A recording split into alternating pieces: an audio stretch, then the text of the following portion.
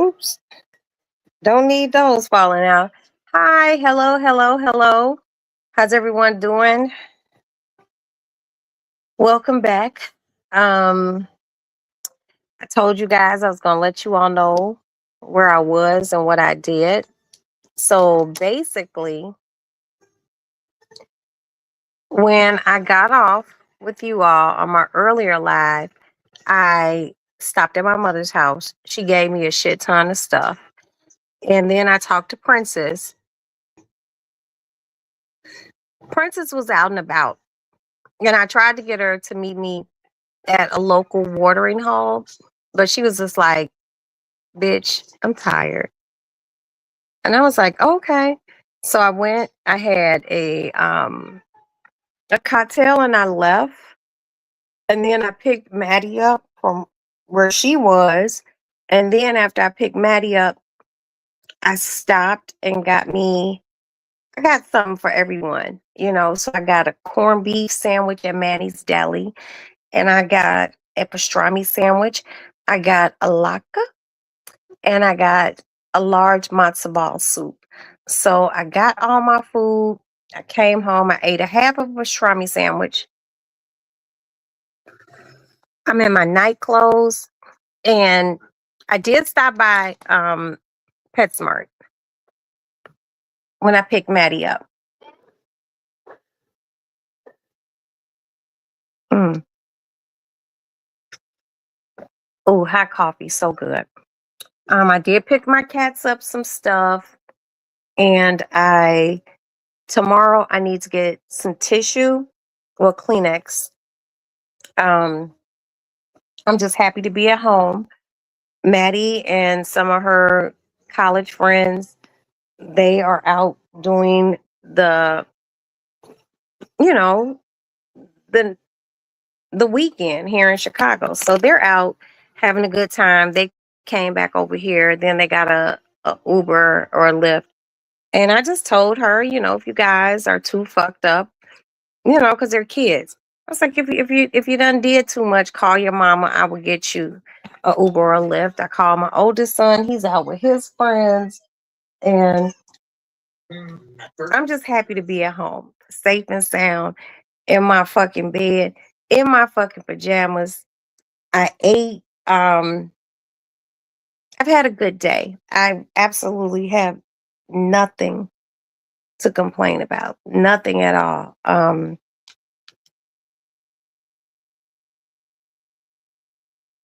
I've had a good day. You know, I see my mom, and that, oh, hold on.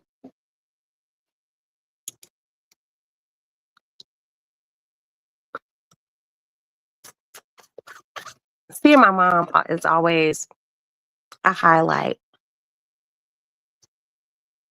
because that's my girl.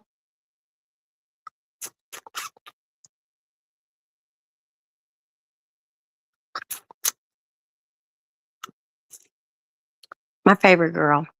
So,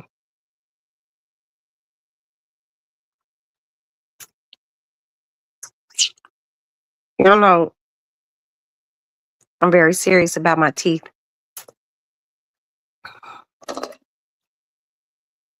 And remember, these are my teeth, and it takes work to keep your teeth looking nice. But I really did have a good day. I'm just waiting for my husband to get home.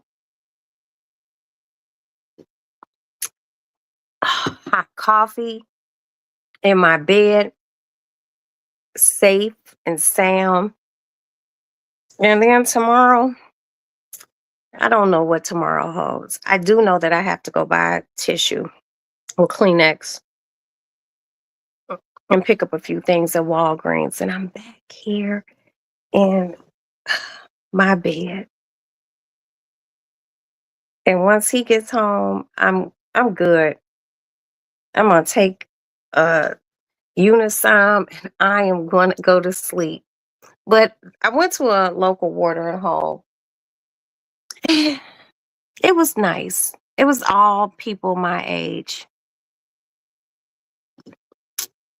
But there was this one guy in there, and all these women were following him. And I swear I've seen him before. And I really kind of sort of want to think he's a former basketball player. But they were all following behind him like a bunch of sick puppies. And I'm just like, oh, you babies are thirsty. You all are really thirsty. But see, what I've learned, these young bitches, and it's nothing wrong with young girls. I used to be young once upon a time in my life. But the thing I've learned about the younger generation of women, these motherfuckers just really don't know how to get a man and keep him. They don't. It's so sad. It's so sad. I have a husband. But if I didn't have a husband, I'm not going to sit here and lie. There's a plethora of men my age and younger just waiting to talk to old ass Roxanne. These motherfuckers don't have pussy pride. They just don't have it. I'm just like, oh, y'all so slow. Y'all so slow. But it ain't nothing I could do about it. And sometimes when you meet a younger person and you see them on a trajectory of not knowing how to get no man, and most women, they just want someone to love them. But, I'm going to be honest. A lot of women want a man who can love them and be good to them, but they want him to have some money. Good credit score, shit like that. You gotta do some things to keep men like that. Okay? I don't know. I can't really worry about this younger generation because they're young and they think they know, they think they got it figured out. But they don't know how to take things back to simpler times. Like the time, you know, your grandparents was married forever. You don't remember not seeing your grandmother and grandfather together. And guess what? During that time, they may have had some ups and some downs. But like I had to tell someone a long time ago who was trying to give me you know, um, advice on relationships. I looked at her. Oh, I gotta put some lotion on my hands. I looked at her and I said, have you ever been married? She's like, nah. I said, baby, I can't take advice from a bitch who ain't never been married. Now, needless to say, she was upset about that.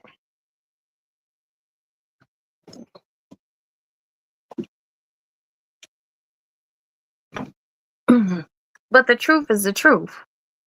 And the truth is,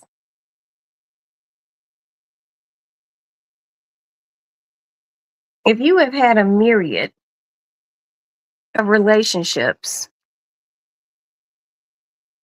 and a motherfucker ain't never put you down as a wife, hello, my moderator, my friend, my sister friend, my love bug. I just don't take advice from women who never been married. Now I would take advice from a woman who's been in a bad relationship because a woman who's been in a bad relationship can always tell you the red flags to look out for so you don't get into a bad relationship yourself. But I have always been one not to take relationship advice from women who never been married. No shade to my ladies who have never been married or gentlemen. I just don't do it. You don't have enough longevity to tell me anything. So this evening, stopping to have an adult libation and being around people my age who have been married, long term, divorced, amicable. These are people that I listen to. And like I said, while I was in there were some young ladies in there following behind an older gentleman who, like I said, I believe he played basketball before. And, they was buying cocktails and everything. And they looked typical, regular. I don't know. I'm just like, and the gentleman that I sat next to,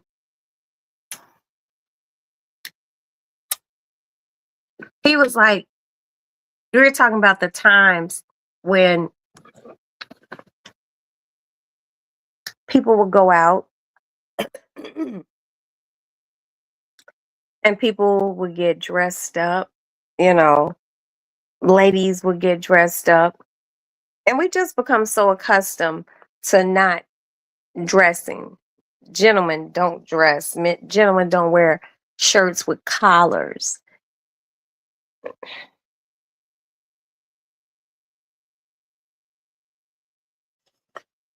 It's an interesting time. I think I'm going to get in contact with someone I know and ask them, because they've done party promoting, and ask them, let's bring back 80s and 90s dress code appropriate parties. Mm-hmm. Hold on. Matter of fact, let me call him. Stand by.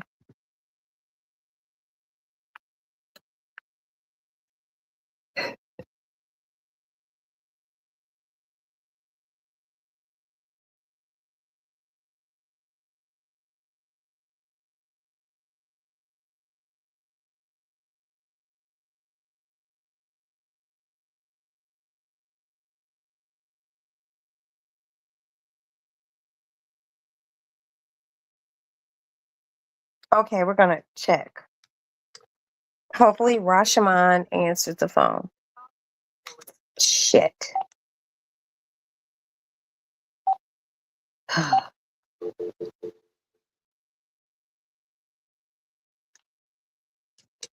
Rashaman might be asleep.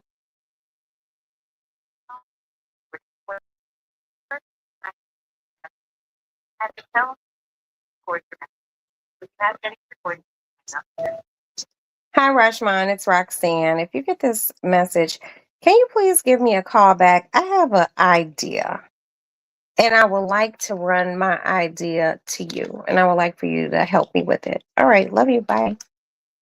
Okay. So we'll see if Rashman calls back. I would like to start something in Chicago where it's real live 80s and 90s vibe party where you can't get in unless you suited and booted. Women dressed, not no coochie cutter shit, you know, shit up to your asshole. Women wearing stockings and dress shoes. See, these are the things that attracted your daddies to your mamas, your grandparents. And then women get upset when a guy they like goes with the complete opposite of what they are. And when I say complete, I mean complete. It's crazy. We live in a crazy time.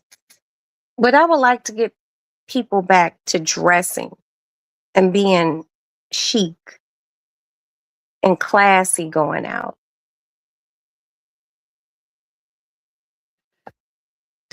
And I think I can do it.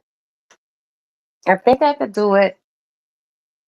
I think I can get it done and just have a good time. See, back in the days, people would go out, people that are my age now and a little bit younger, there weren't, if a fight broke out, everyone was shocked. People didn't fight. You know why? Because people were too nicely dressed to be fucking up they shit. Ladies would just look at each other. If you didn't like her, you might give a little shit face, but you wasn't tacky. These newfangled ass bitches is tacky. I'm just being honest. Now, can I get tacky? Yes, I can. But do I? Absolutely not. Certain things are actually, honest to God, completely beneath me. I have to be pushed to be tacky. And I don't want to do that.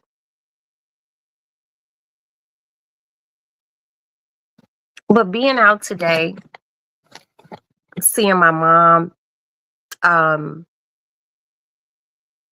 being around a lot of people in my age range and having good conversations, not texting, not video chatting, just actually being able to hold a conversation. It was just very refreshing because I don't go out a lot. I had a good time today. I really did. And tomorrow is Sunday, and I might get my ass out the house again tomorrow and go have me another good day out in the city. Um,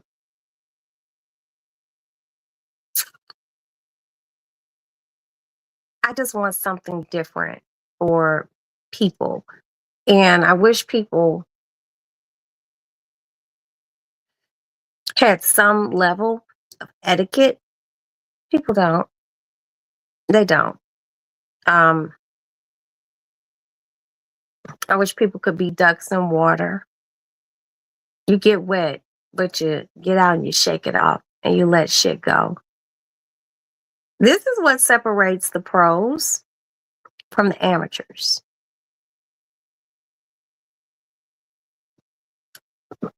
Discernment. And a lot of people don't have it. But being out today and being amongst people my age and just seeing things and viewing the crowd, I learned more. And what I learned was everyone is basic. Yeah, very basic. Oh, this coffee is good. Very, very, very basic. Just very atypical. Hi, bro. What's going on? It was day before yesterday. Yes, it was. Thank you so much, sweet man. How are you, honey? How are you? How are you? I hope all is well.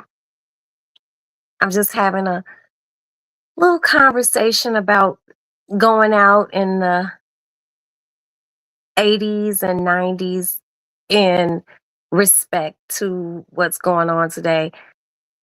Devin, Davin, I'm sorry. You hanging in there?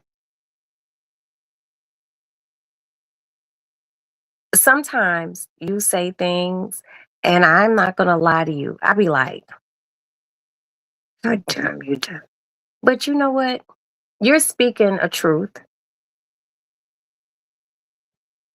that sometimes I don't even speak. So, what I'm trying to do, I called someone. I would like to bring back people going out and getting dressed up.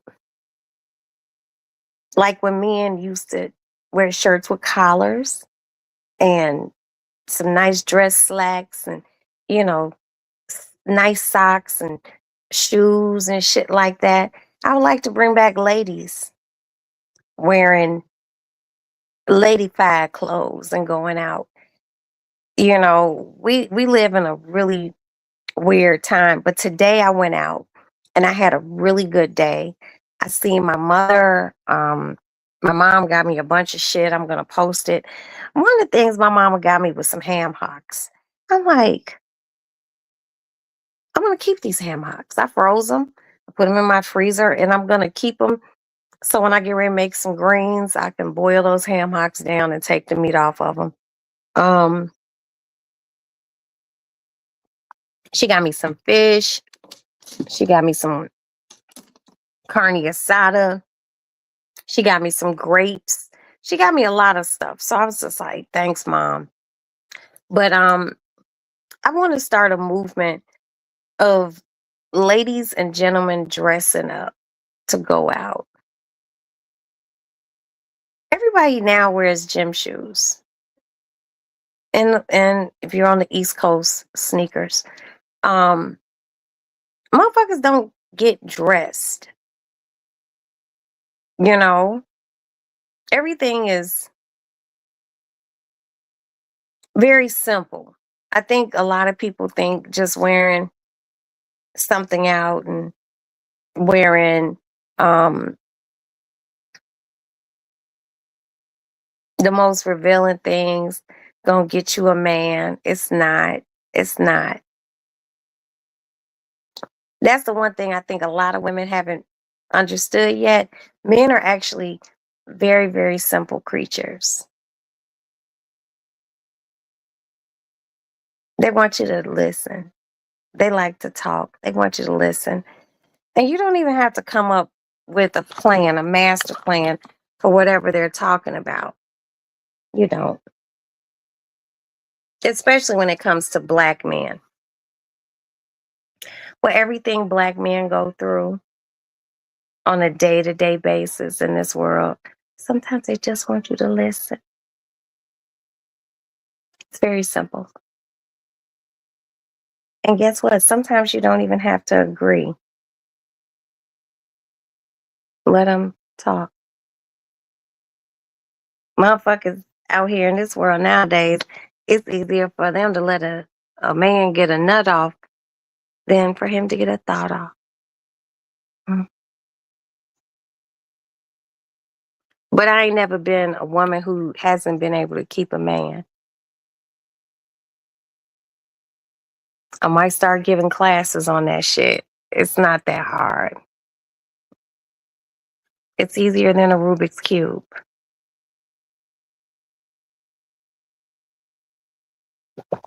Oh, that coffee is so good.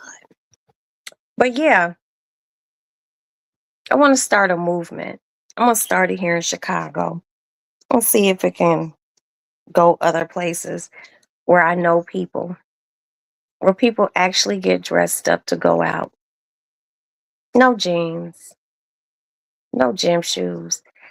And Devin, who is from the tri state area out east, that the tri state area is New York, New Jersey, and Connecticut.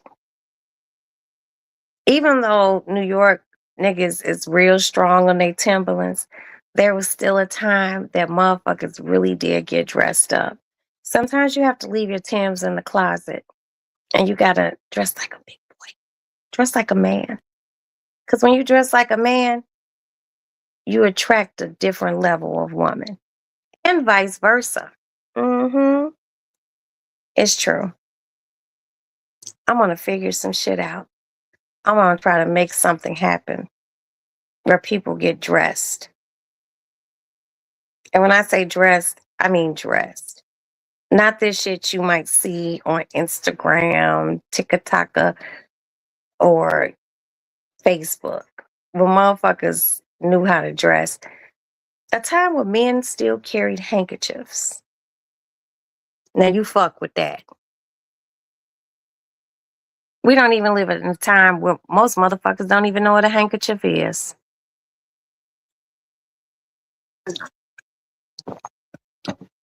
And if you was a real stone cold man, you kept two handkerchiefs.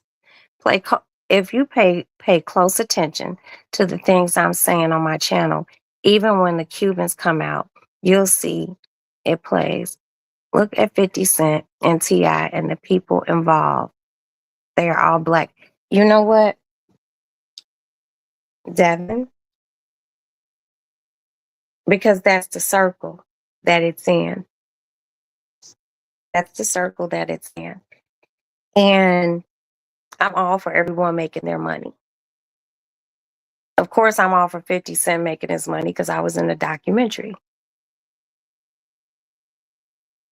But my thing is, people, hi, my Kiki. Thank you, my Kiki. Thank you, thank you, thank you. My thing is, people don't know how to just let shit go. You know, back in the days, and you were around for a lot of shit, Devin. Motherfuckers would have a beef. If they couldn't talk it out, they squared up. If they couldn't square up, if it didn't work out with squaring up, then motherfuckers took the necessary next steps. These motherfuckers don't know how to do it step by step by step. The first thing they want to do is pow, pow, pow. And that's not good. That shows a lack of communication. That shows a lack of being an adult. Only way things could change as far as the times that we are living in is if we help and facilitate change. Seriously.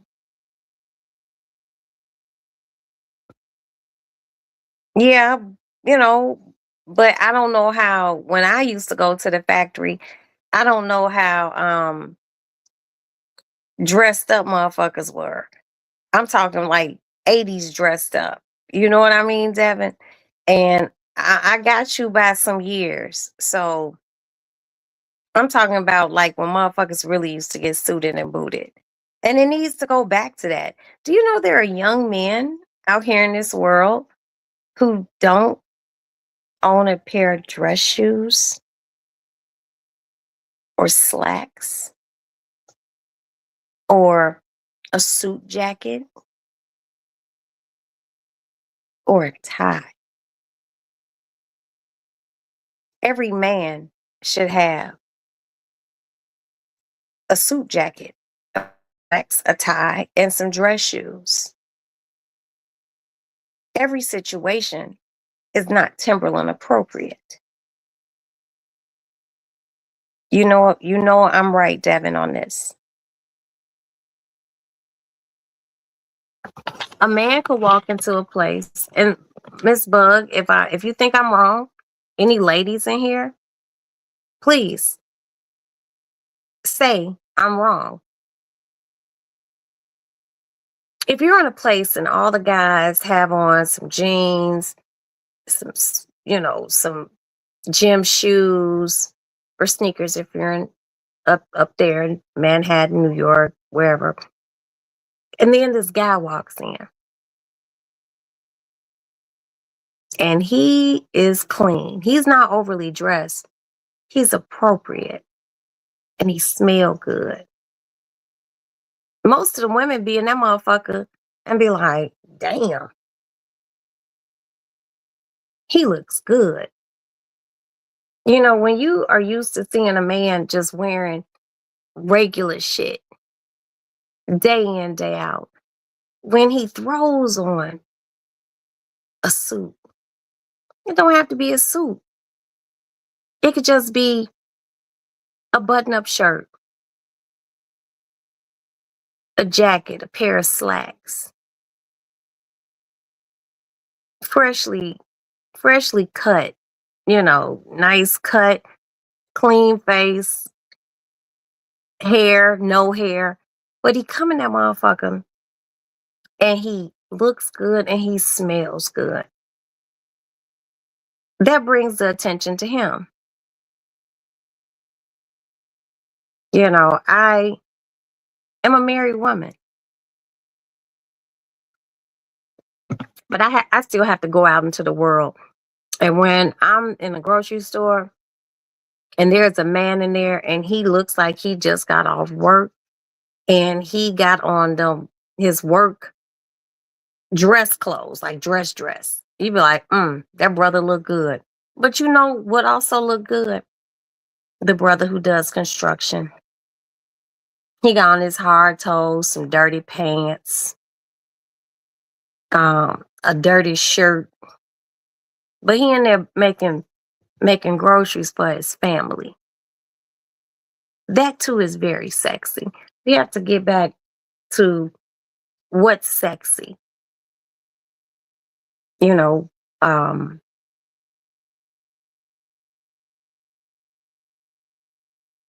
there's so many women, and I'm not trying to, and I don't think it's my ladies who be here in the lady lounge because a lot of the ladies here in the lounge, we're grown women. So if you see a motherfucker working streets and sanitation and you see him parking somewhere to go have lunch, but he parking a garbage truck, just know in the city of Chicago, garbage men clear damn near $100,000 a year. Yeah, he got a good job, good career. Being a garbage man is not a job, it's actually a career. You know, when you getting paid that much, you got benefits, retirement shit set up. See, shit like that is sexy.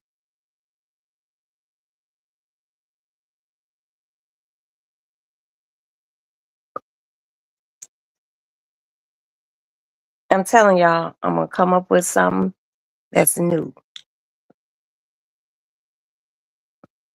Like seriously. Because honest to God, there has to be some sort of change. You know, people have expectations in men, what they want. But do you meet what he wants? It's women out here who can't even boil water.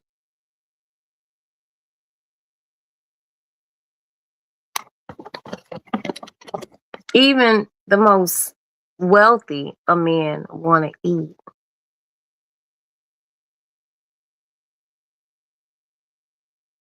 Just saying.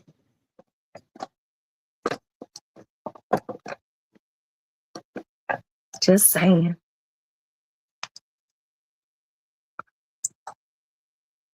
It's women out here who can't even cook a man a meal. That's weird. Because my first husband and second husband were always, second husband still appreciative that I could cook. And I just don't cook for him. I can cook for a whole family, a whole army. I'm in my late 40s now. And since I was like 21, I've always had my own apartment. I also had two. I know. You told me. Women look, man, and quick money. Anything quick is there quick and is gone quick. That's what, they don't get. A lot of chicks think that just fucking having a baby keep a nigga. It don't. I've been down that road.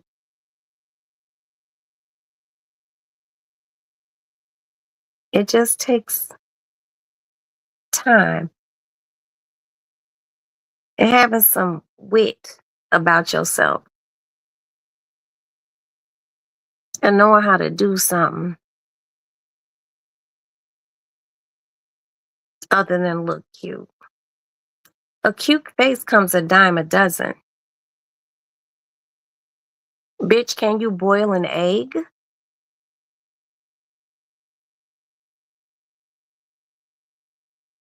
I'm just saying. But people don't want to hear shit like that because that's a little bit too real. People be like, oh, and that guy's with her and she's ugly. She has qualities you may not possess.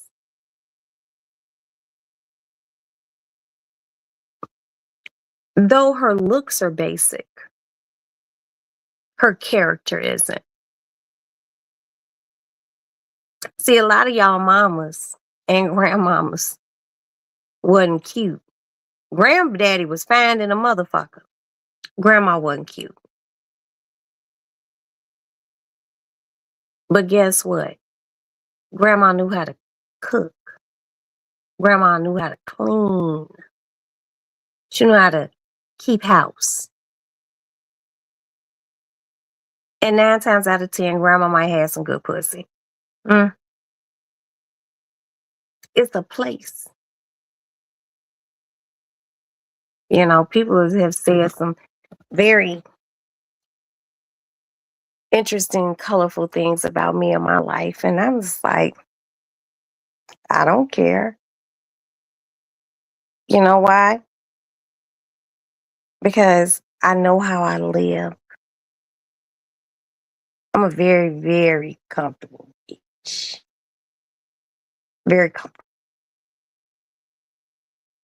I am this comfortable because I have picked the right men who have made sure that I can be comfortable. I don't think this new generation knows. I might do the right thing. How are you? How are you? How are you? I'm going to try to bring back people going out getting dressed up. Ladies wearing stockings and the whole 9 yards. I called a friend of mine. He might be out or he might be asleep, but he knows party promotions, and I would like to bring back a different time. I went out earlier today. I had a great, great day. A lot of these grandmas nowadays come from a long line of hoes. You're right. Great grandma was a hoe.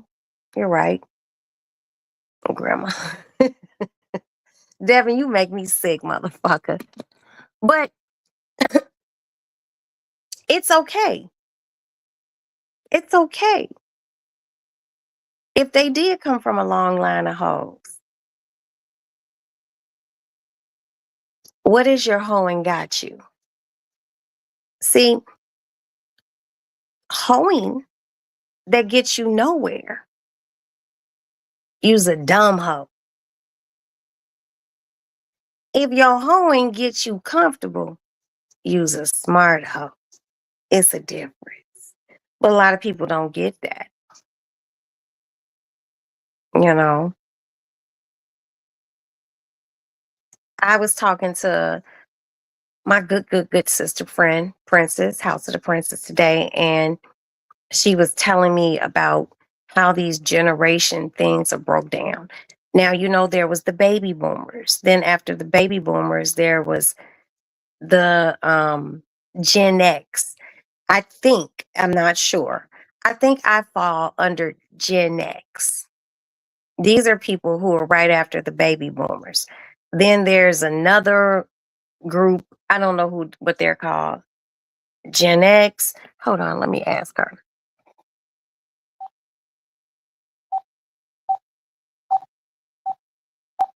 I love this girl. She's so smart.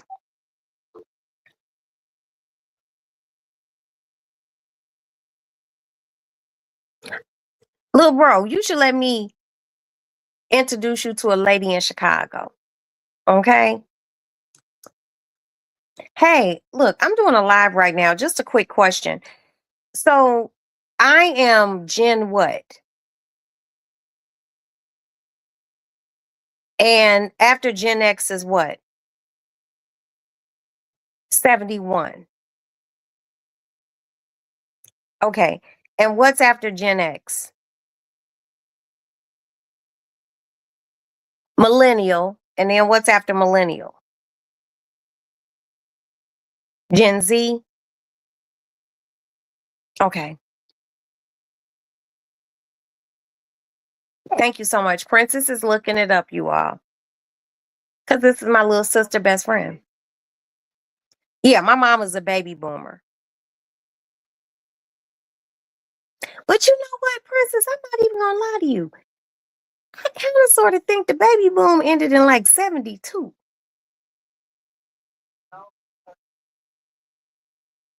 Oh, the generation is 20 years.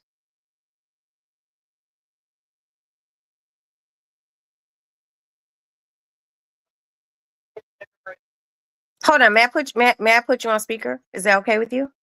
Okay, hold on, y'all. Okay, okay, and Princess is getting ready to get in the shower and wash herself. Okay, say that again. Okay, let me bring the phone closer. The Greatest Generation are the ones from 1901 to 1924, so most of them people are dead. The Silent Generation, 1925 to 1945. My dad is actually right at the end of that. He was born in 1944. Oh, wow. Baby Boomers, 1946 to 1954. My mom. My mom, too. Generation X, 1965 to 1980. What? Millennials, 1981 to 1996. Generation Z, 1997 to 2012. So those are both of my kids. And I think a few of mine. Generation Alpha. What? 2013 to 2024. Excuse me. And then we're in Generation Beta. Generation Alpha, Generation Beta, and I think part of Generation Z are dummies. Okay. Like, no, I'm like serious. There's a research that just came out that the latest generation that has come out, they're dumber than the generation before, and they're the first generation to do that. Wow. Wow.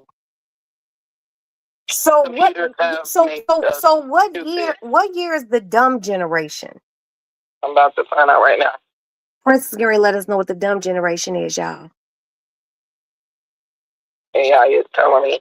Generation Z, the 1997 to the 2010s are being cited as the first generation in over 100 years to score lower on standardized academic tests and cognitive measures as memory, literacy, and numeracy than their predecessors.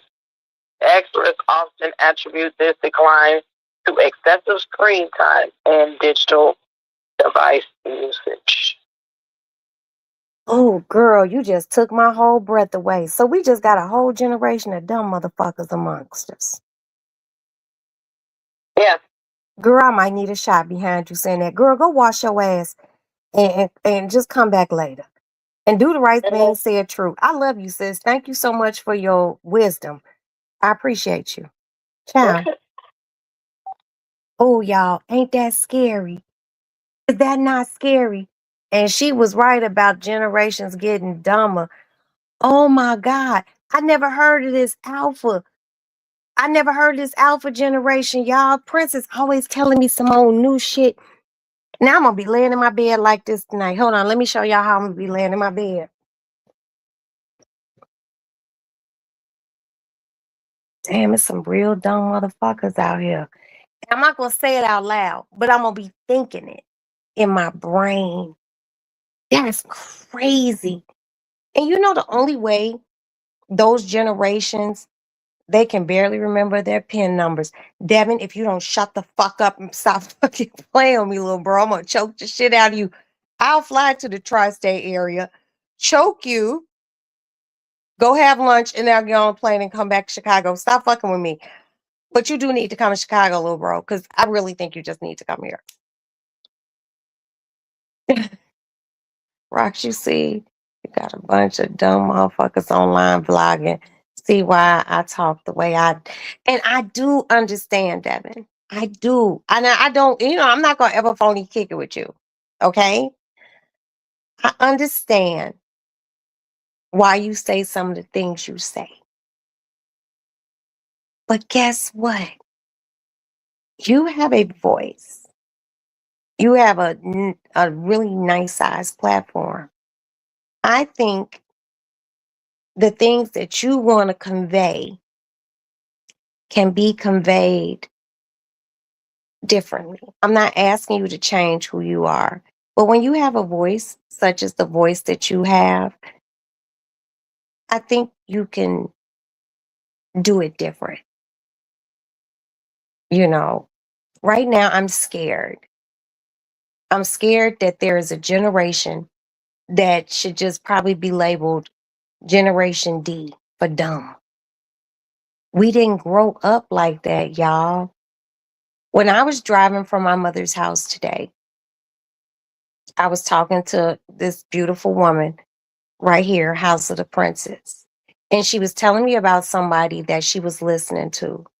And she was telling me the information that she received.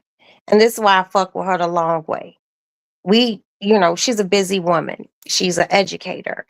She's a mother. She's a cat owner. Um, so the time that we do talk on the phone, it's not just laughing and kikiing. It's her feeding me something knowledgeable and me telling her something that she might not have known. And she told me that the generation that she's from, which I believe is still within the Generation X people, she said that we are the last. Get ready, people. Hold your tits and hold your balls. We are the last generation that did not grow up with technology. We are the generation that, if you wanted to know something about dogs, if you wanted to know something about cats, if your parents did not have Encyclopedia Britannicas in your home, you got up and you went to your local library and you looked that shit up in a book. She also told me something that actually didn't dawn on me. It's a lot of fat ass kids out here. You know why? Because these motherfuckers don't get out and play, not even in the summer. Now, she also said, and Princess, I'm not trying to put you on the spot, my love. She said, growing up, there might have been one little fat motherfucker in y'all group, in your friend group, but it wasn't a bunch of fat kids. It's nothing to see a bunch of little fat motherfuckers going to the corner store and getting some hot crunchy curls with cheese on it. Everybody got a fucking phone in their hand. You said, bam, I've said this before. We are the last to remember a house phone. Devin, stop playing. Cause a bitch still got a house phone. My kids, even my ones that are this gen dumb, okay? Those motherfuckers know what a house phone is. Okay, not only that, my husband bought encyclopedias when we first got married. My kids know how to go into an encyclopedia and look up shit, look at the pictures, not just online. You understand what I'm saying? We are the last of the motherfucking Mohicans. Us, our parents, if our parents are still alive, our grandparents. All my grandparents dead. But we are the last to see and have actual problem solving skills.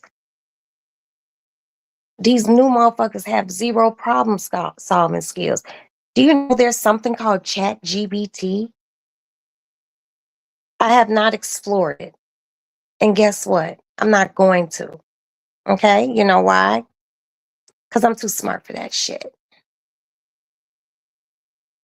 There are people who go online, self-diagnose themselves, and it's people who be asking, they go in, they get chat GBT to show them things, how to write papers and shit.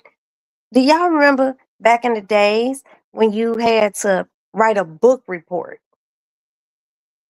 and you literally had to read a book and write the title, the author, give a synopsis of what? I know you use it, Princess, but guess what? You use it sometimes, but guess what you know how to do? You know how to do, hey, honey.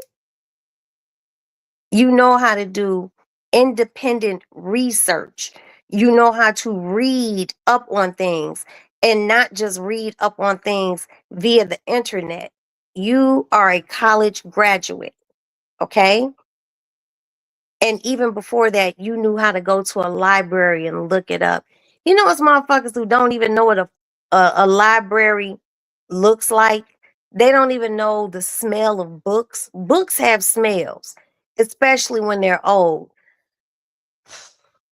I'm not trying to be funny, but if you have young ones, your own children, grandchildren, young nieces and nephews, even if you got some teenagers, take them to a library. Have them open books. Now, I'm not going to sit here and lie to y'all. I got Audible on my phone, which reads the book to me. Now, I done got older. My eyes ain't good no more. These glasses ain't for to be cute. These glasses is because a bitch can't see. So I like to listen to my books now. Take these kids so they can learn books. Push them.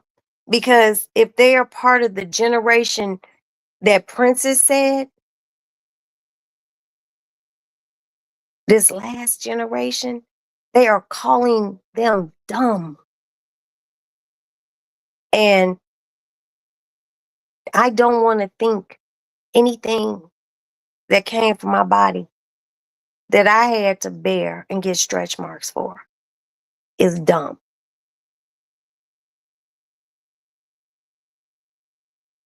Do not allow technology to raise your children.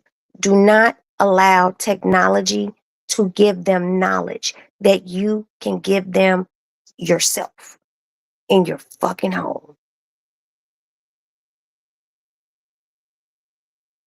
That is a fact. They don't know what a library is, and that's fucked up, bro. That's fucked up. My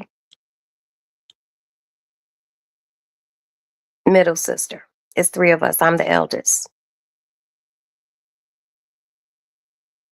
My sister, my middle sister, I'm not going to tell you all her name. She had her wedding and her wedding reception at Harold Washington Library. And it was absolutely beautiful. And one of the reasons that she had her reception and wedding at this library was because my sister loves to read. My baby sister loves to read. I used to fuck with a good book, but my eyes bad and my patience short. But we grew up in a house with a mother who, my mother is amazing. And my mother, very, very well read. My mother kept a book in her face. And she passed that down to my sisters and I. And we have always been readers.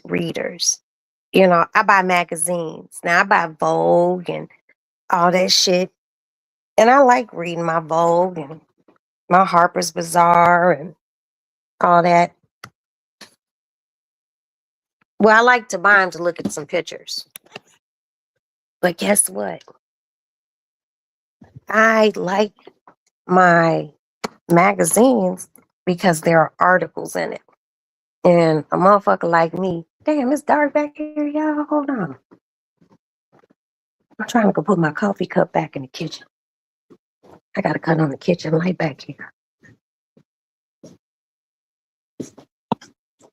Sonny boy, you sleep? Okay. What time you got to be at work at 7? No, you don't have to apologize, but wake your father and I up. Where'd you park? We're across the street. Okay, but wake one of us up. What's going on? Nothing. We like to see you out. I like to see you out and make sure you're in the car. Yeah, I know, Sonny boy. Well, I'm cutting on the lights so when your dad comes home and he wants to eat, the cat can open the door with her hands herself. Damn it, bitch! You tried to kill me. Yeah, the cat just tried to kill me. You're welcome, son. This bitch. I got to be looking at my feet when I'm walking, fucking with this cat, because she be walking right underneath my feet. I be like, bitch, don't kill me. Because at the age I'm at, hell, I fall. I be done chipped a bone. I got girlfriends who done had hip replacement surgeries and knee replacements, all that other shit. COVID babies are the worst. Okay, let me plug the phone up. See, COVID babies were babies that were created because we were all stuck in the house. During COVID, we drank too much. We did too much online shopping. And we fucked too much. Now, I'm in menopause, so I wasn't even worried about all that. Okay? But these newfangled ass babies, something be wrong with all of them. Something be wrong with all of them. But what's scary for me is the people. Oh shit, hold on. Hello? Hey, baby. Okay. Well, you just be careful getting home. You want me to put you a piece of corned beef aside? Corned beef sandwich? Okay, well there's another half of pastrami. Well, Alex will eat it. You know that nigga will eat anything. No, I'm not gonna hide shit. I'm gonna tell him he's not even at home. If he come back, somebody gotta let him in. So I'll let him know. Don't touch that, or I'll break your fucking hand. He can eat the corned beef.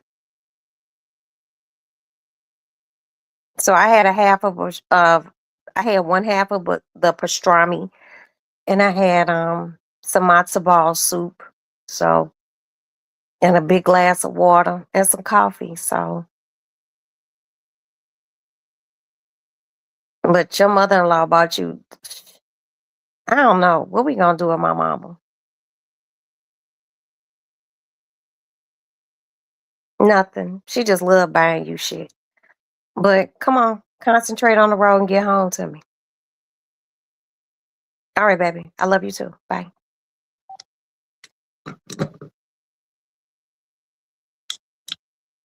The new batch of dumb. You get on my motherfucking nerves, Devin. Okay, let me redo the right thing first. Gen X gave Gen Alpha the technology of the internet, cell phone, and PlayStation. Gen Alpha has no critical thinking skills. Let me put this up here, please. Give me a second. Ta-da. Okay. And if you all agree, the four of us that are in here, we're a small little family. We don't need no whole bunch of motherfuckers. If you agree, would do the right thing, let her know. Because she's not lying. She's so fucking real about this. Now let's read Mr. Devins. That's the new batch of hashtag dumb, hashtag motherfuckers. At, did you erase that? Oh, at Roxy. Those COVID babies birthed traumatized. Yes, they are. They are. Let me tell y'all something, okay? During COVID, the time that we went through it, people started getting pregnant. And then, yes, I love matzo ball. And I still have one matzo ball left, and I'm going to eat that for lunch tomorrow. These COVID babies ain't like the babies, like the children I birthed from my own very body. These babies be raising their heads. Now, people put their babies, they're like, these COVID babies, something else, and they posting these videos of 3 and 4 day old babies pushing up and raising their heads, and these little motherfuckers looking around.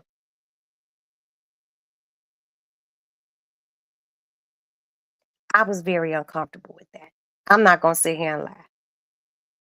I'm used to babies um opening their eyes about a pinch, you know, they wasn't doing all of that. These new babies, these, and my grandma, as my grandmother say, newfangled ass babies. I'm just like, and the mamas was just like, look at him. And they think because this motherfucker holding his head up and moving his head around like this at 3 weeks old is something cute. No, that shit's creepy. Okay. We learn. We learn trying while they learn keyboarding. Do the right thing. Shit, look at Krishan Rocks, baby. Poor little man ain't have a chance. And that's his mama's fault.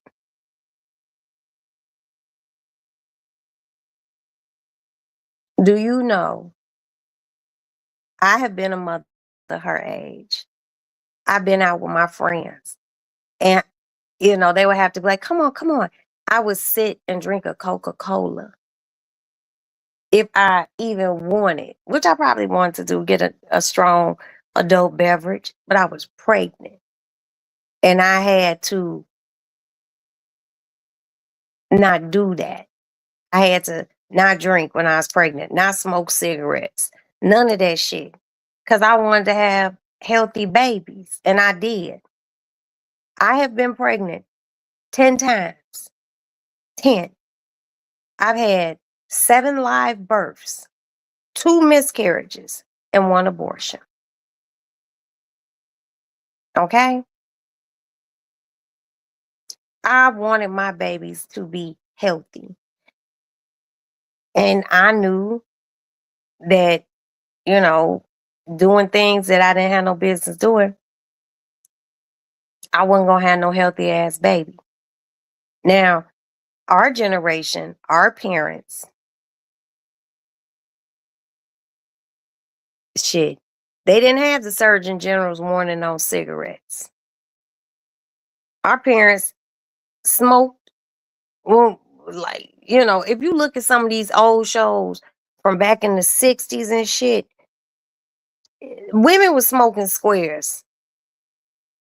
Women was drinking. And look how fabulous we turned out. That's all I'm saying. Oh, I understood. I understood. Do the right thing. Real COVID children are in the 1st and 4th grade now. And see, you work within the school community. So you see these little motherfuckers firsthand. I live across the street from a school, and all these motherfuckers is bad. Kindergarten, pre-K through 8th grade. And all I could do is shake my head. I'm like, damn, people don't whoop their kids no more. The government want to come in and tell you can't pop that motherfucker across the mouth. Now, fortunately, I would smack the shit out my kids. I'm married to a cop. Who you gonna call? Cause you mouthed off at me and I smacked you in your mouth. Call the police. Let them take you. If you think the grass is greener someplace else, now you could take your black ass in your room and cry and put a warm or cool towel on your mouth. But what you're not going to do is talk to me crazy. That's the generation I'm from. That's the generation y'all from. My mama, eh, I done got older and I just don't have the energy. But if my kids, my youngest child is 21, my oldest child is 35. Every motherfucking thing I love that's true and motherfucking holy, I will knock your dick in the fucking dust if you play with me too much as a mother. There were times you could just fuck your kids up and we okay. They should have taken Krishan Jr. from her at birth. She's an unfit. I had a social worker from the hospital visit me because they thought I was homeless because the people from the shelter was. See, and not only was they wrong for thinking you was homeless because it was women from the shelter while you was in the hospital trying to have a baby. They just naturally thought that you was homeless too. And a social worker had to come and talk to you. That's some bullshit. That's some bullshit.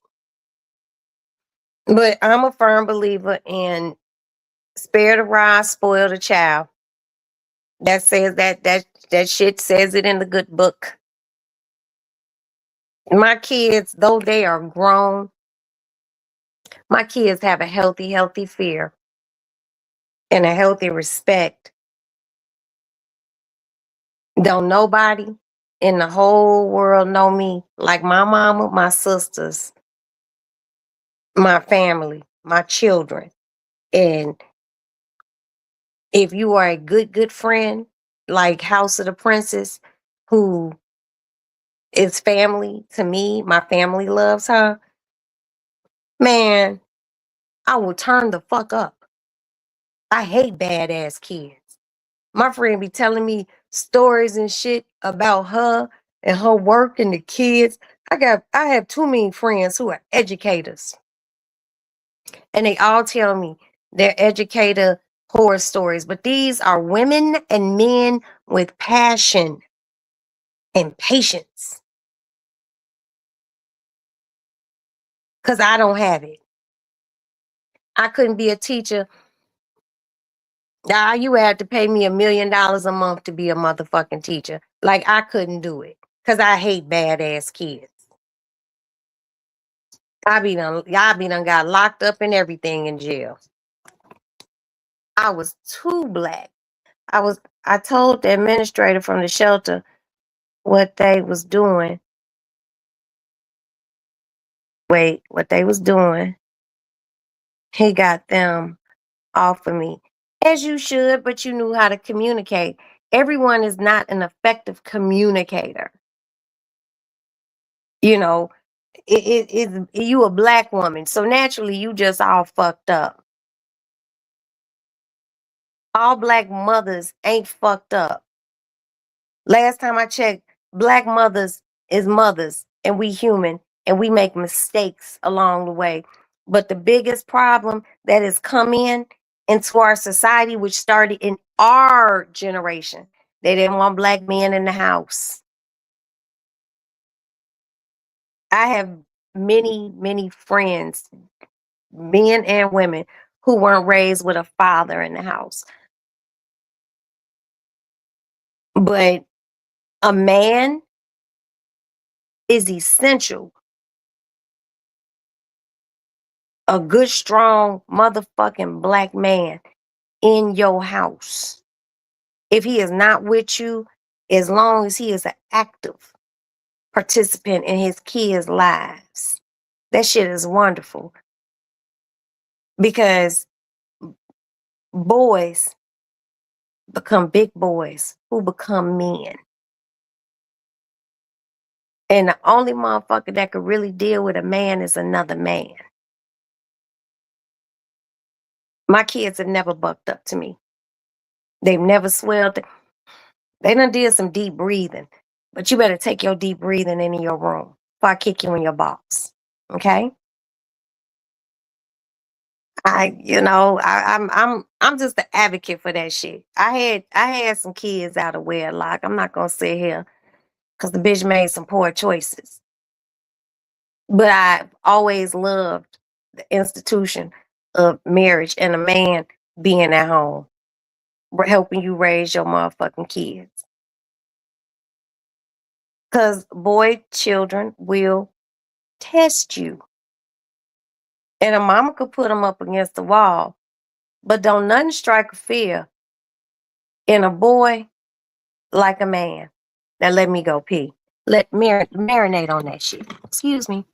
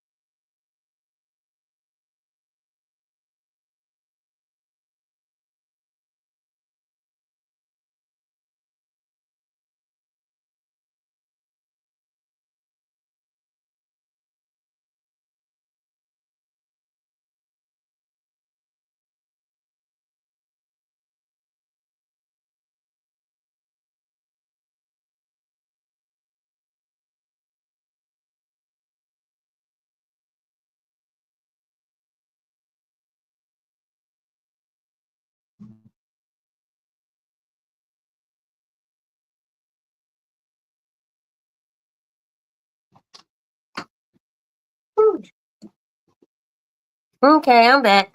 Ugh.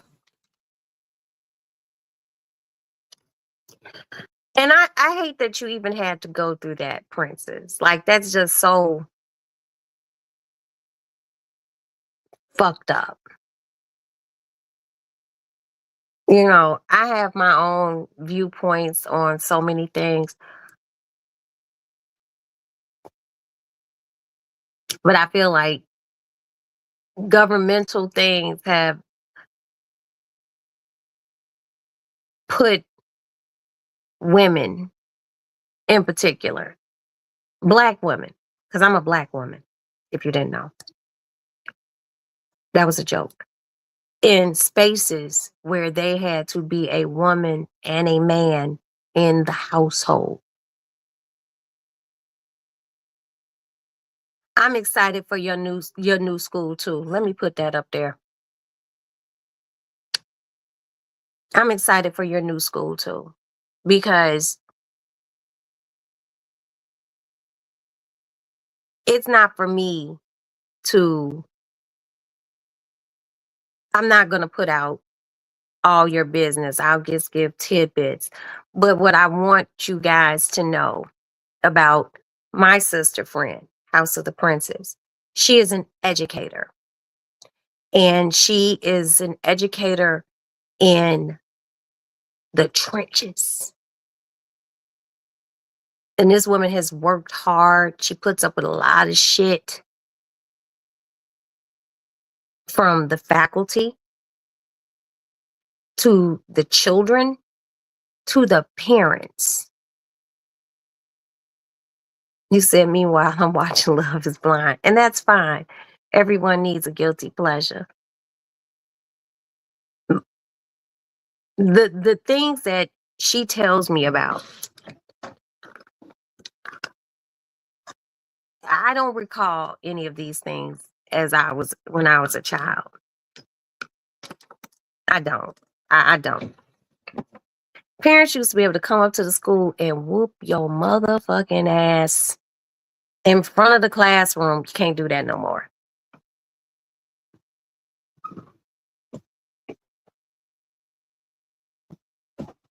They will call those people on you. They will call those people on you and try to get you in trouble, try to get your kids taken. All you did was yoke that motherfucker up and pop them on the butt. She's abusing little Daquan. This is so wrong. And then these motherfuckers wonder why these motherfuckers out here pillaging and carjacking and all sorts of other shit. This is why motherfuckers don't let motherfuckers parent.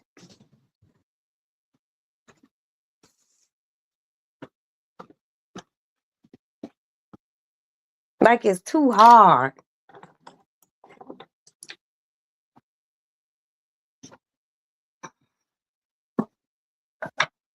If your parents are still alive, they probably got whoopings. My third grade English teacher, and one of my aunts teaches autistic kids, fifth grade, and the other teacher is at fifth grade. Not sure the position though. Okay, so you might have been typing fast. So basically, what I'm thinking that you're saying, and if I'm wrong, please definitely tell me. You got an aunt that teaches the fifth grade, and then someone else who teaches autistic kids, and they don't know which one is which. That's saying a lot, if I'm not mistaken. Because these kids are just fucked up. I'll be back.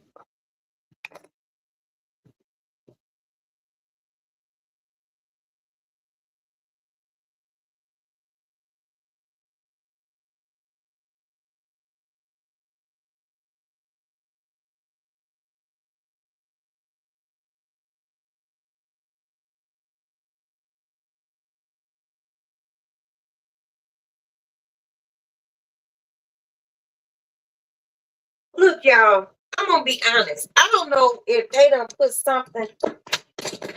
Oh, shit. I don't know if they done put something in the milk that these kids be drinking nowadays. I don't know if it was in the baby formula. I just don't know. Mm.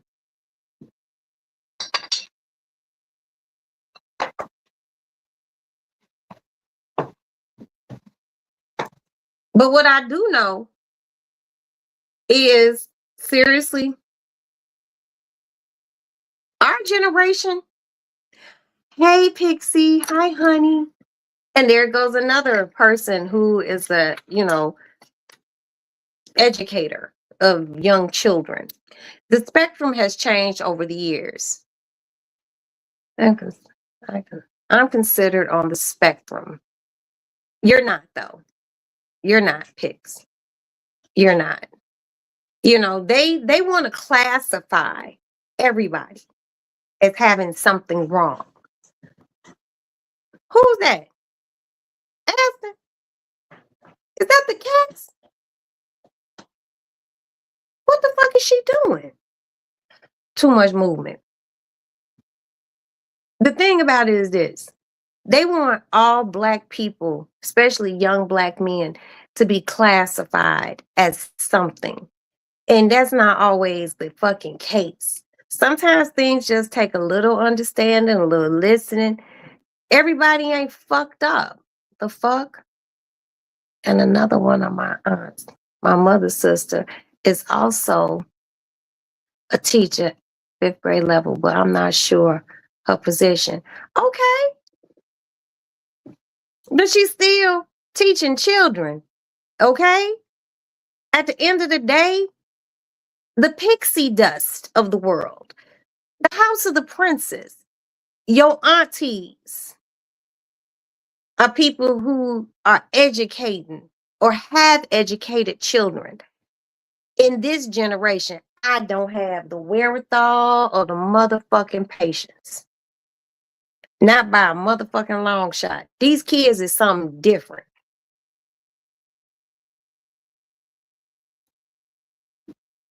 And I'm not gonna lie to y'all, Maddie and Aston did not, they had like little tablets. I remember when they daddy, she low key 64 now.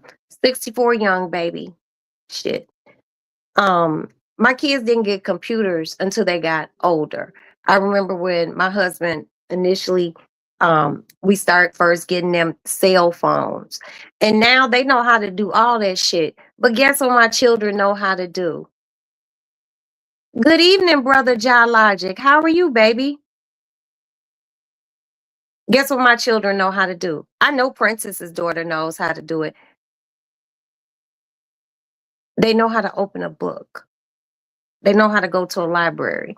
They know how to look something up without turning to their phone. This technology shit is dope. I don't get me wrong. It's dope. You can look anything up. You can talk that shit into your phone and it's going to tell you. But it is nothing like being able to do the footwork and finding shit out.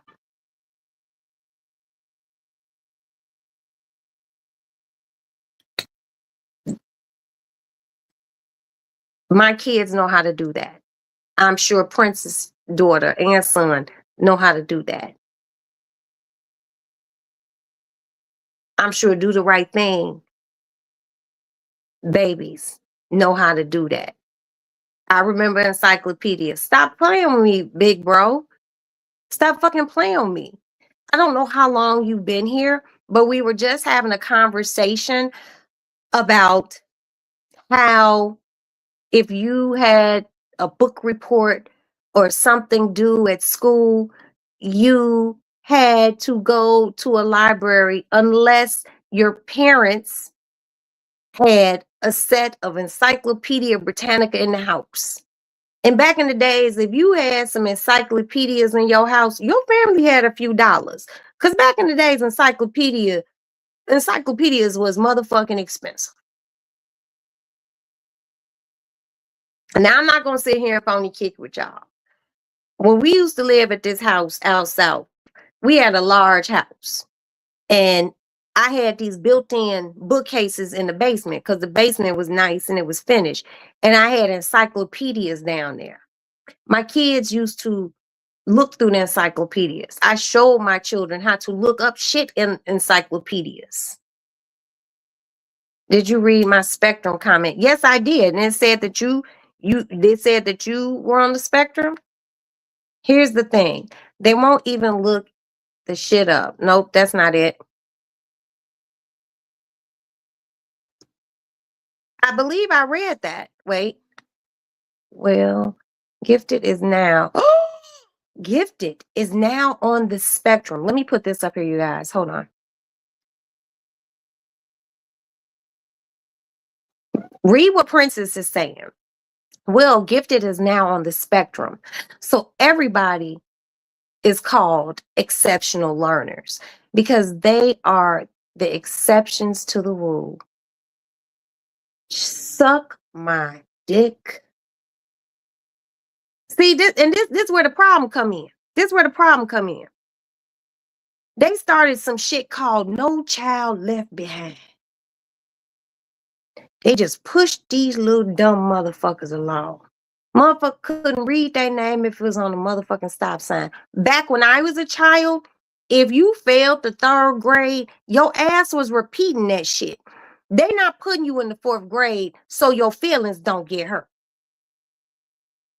Now they're just no child left behind. So what you do, in essence, is put a child who's really not ready for the fourth grade. Yeah, Obama brought that shit He ushered it. I don't know if now, Devin, little bro, you know I love you. Now we ain't gonna have no Obama. He from here. He from Chicago. So you got to keep your Obama stuff to a pinch, just a minimum, not a minimum, a minimum. Okay, because we love us some Barack Obama. Okay, so don't be saying that shit too loud now, little bro. Okay, I know your ass in Connecticut. I come up there, I'll fly to that motherfucker. I told you I would come up that motherfucker and choke you, take you to lunch, and fly back to Chicago. You hold that down. Ooh, you just gave me chills, nigga. Mm. We ain't got nothing bad to say about Barack Hussein Obama. Mm-mm. No, sir. No. But it was instituted. Okay, I'm gonna look it up. Actually, I'm lying. I'm lying. I'm lying. I'm not gonna look that shit up. I'm lying. And if he did have something to do with it, it's because somebody brought it to him and said, these kids are feeling really bad because they're getting left behind. And they pleaded their case, and he might have been like, okay, help them out. But guess what? Malia and Sasha and Malia ain't being left behind. Because you know why? Because their parents are going to make sure they study. When I was a kid, let me tell y'all something. True story. I went to school, and I'm just going to say this nigga's name. I don't know if he's still in Chicago or not. This nigga's name was Anthony Ellis. When we were like in the 8th grade, I think Anthony was supposed to have been like a freshman or a sophomore in high school. This nigga was grown amongst us, because when you was in high school and you were in elementary school, the high school was a grown motherfucker. That nigga had a mustache, like a kid, a young mustache. And all the girls liked me. I didn't like him. And you know why I didn't like him? Because the nigga failed. He failed in the class. And I ain't never liked no dumbass motherfucker. I ain't never liked no dumb boy. And I ain't never liked no dumbass man. And all the girls liked him. He was taller than everybody. He was coming into his halfway teenage body, transition to almost like a young adult body. And the nigga had a mustache, and all the girls liked him. And the nigga was as dumb as a box of rocks. That motherfucker supposed to have been in high school. Yeah. And he got a girl pregnant, and that girl had to leave school. I'm not gonna say her name because me and her friends on Facebook. She had to leave school and go to Mississippi, wink wink, to go see her grandmother, help her grandmother. He got that girl pregnant. He was too old to be in the motherfucking 8th grade, and you supposed to be a freshie, dumbass. My daughter was telling me that gifted is on the spectrum. I thought she was kidding.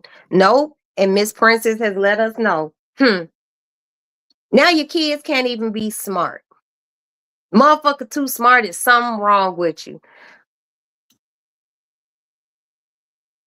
Where's it at, y'all? Where is it at? Where's the happy medium?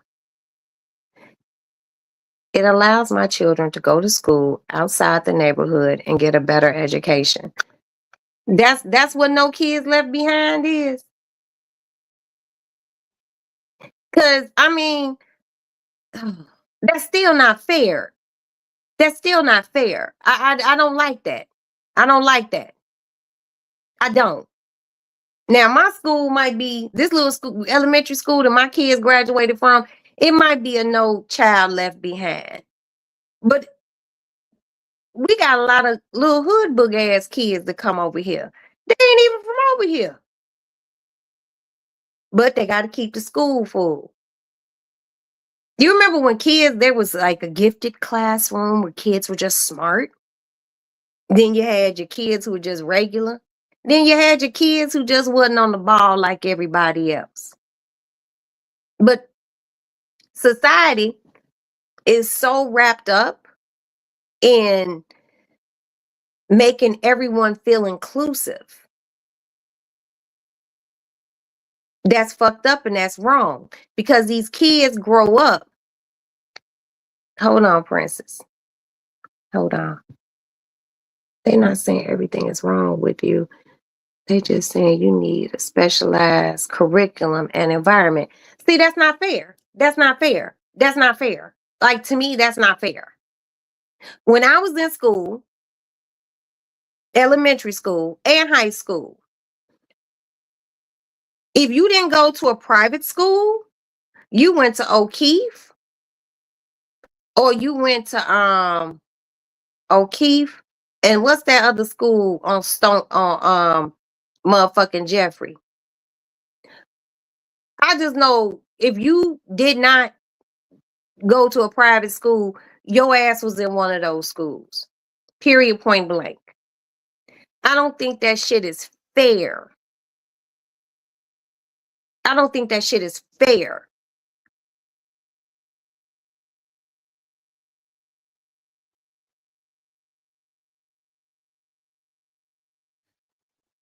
Okay, but they didn't call them gifted back then. They just said, they were just a little bit smarter. Like you said, like AP or something. They just said those were the smart kids. They wasn't gifted. They were just smart. See, this the problem. Motherfuckers make everybody feel included. That's why it's a bunch of ugly ass bitches out here thinking they cute in the world. Okay? Everyone's not pretty. Every nigga not handsome. People just don't want to keep it real. That's what the fuck that shit is. People don't want to keep it real. You got bitches out here looking like, damn it, I'll bite. Thinking they look like Holly Berry. Ho, pump your brakes. You're ugly. And the same shit should apply for motherfucking kids. It's kids who they weren't the best student. They had to do summer school. And they had to struggle and do what they needed to do to get to the next grade. It wasn't handed to them. And that is the fucking problem. Motherfuckers hand shit to these kids. And then motherfuckers wonder why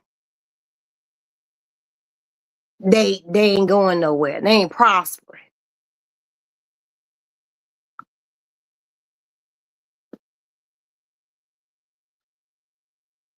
I don't like that. I don't like that.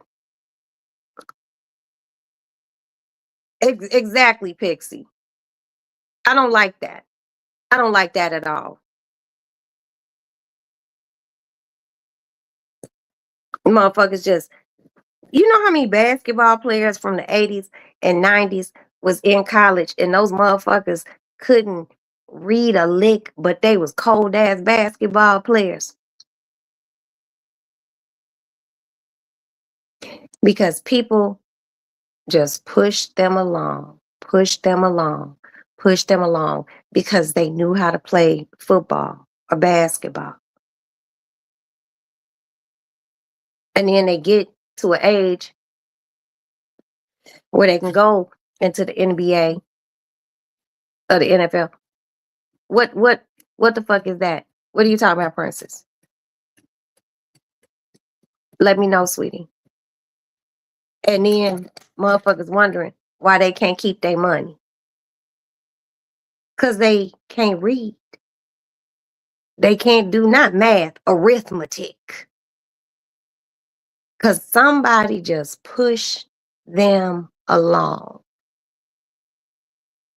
And now we have a generation of children who would get sad and their parents would get upset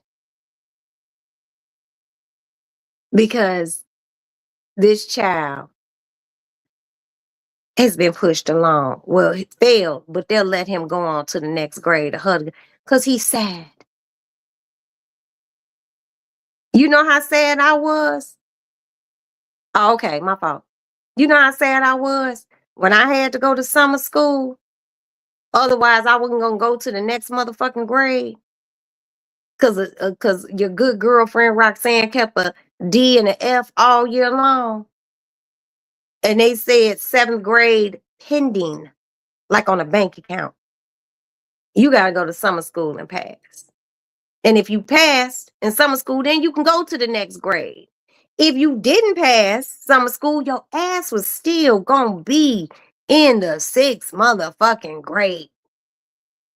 The motherfuckers just make shit too easy. I'm sorry, y'all. I'm sorry. I don't like that shit. Mm-hmm. Mm-hmm.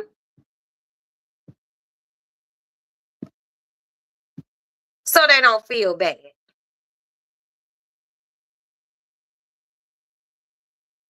Our generation, you guys, we are the last of the Mohicans. Shit was not just handed to us. You literally had to work for it. If you didn't pass fifth grade, you wasn't going to the sixth. And if you didn't do well in the fifth grade and you couldn't go to summer school because you fucked up that bad, you wasn't going to the next grade. Now you know, and your family know, okay, maybe we need to be more on board with Timmy studying, no TV time, no this, no that. Maybe get him a tutor. They don't do that shit. It harms more than it helps. That's I can't see what you put. Pixie, can you drop a fairy in the chat so it can move up so I can see what Princess said? Please. That shit's ridiculous. That shit's ridiculous. Hmm.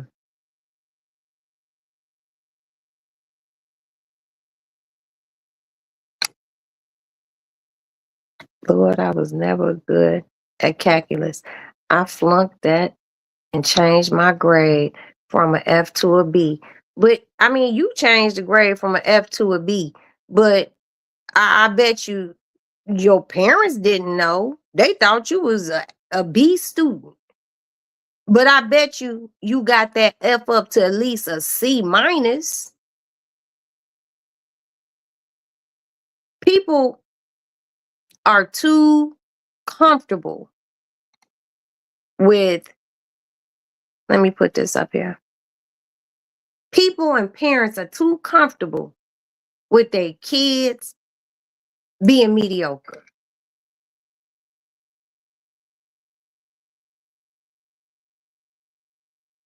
I put up with a lot of shit, but one thing I'm not going to deal with is education. Maddie had to do a semester here. 9 times out of 10, Maddie going back down to U of I to finish up and get her motherfucking degree. Okay? When my kids were little, I'm going to tell y'all another story time. Aston, it was right before Christmas break. Aston brought home his report card. Aston had 2 Fs. And I was pissed because I didn't know. I was too busy being a wife and a mother and doing this. And I wasn't helping him how I should have been helping him with his homework.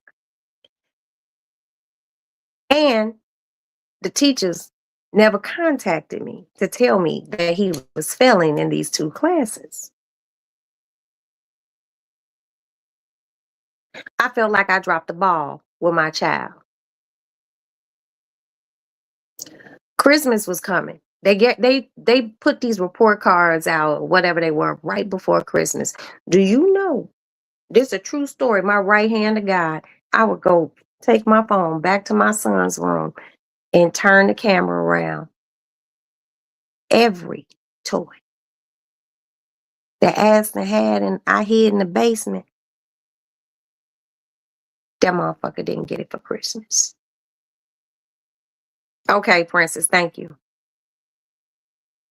He didn't get his toys. Guess what never happened after that?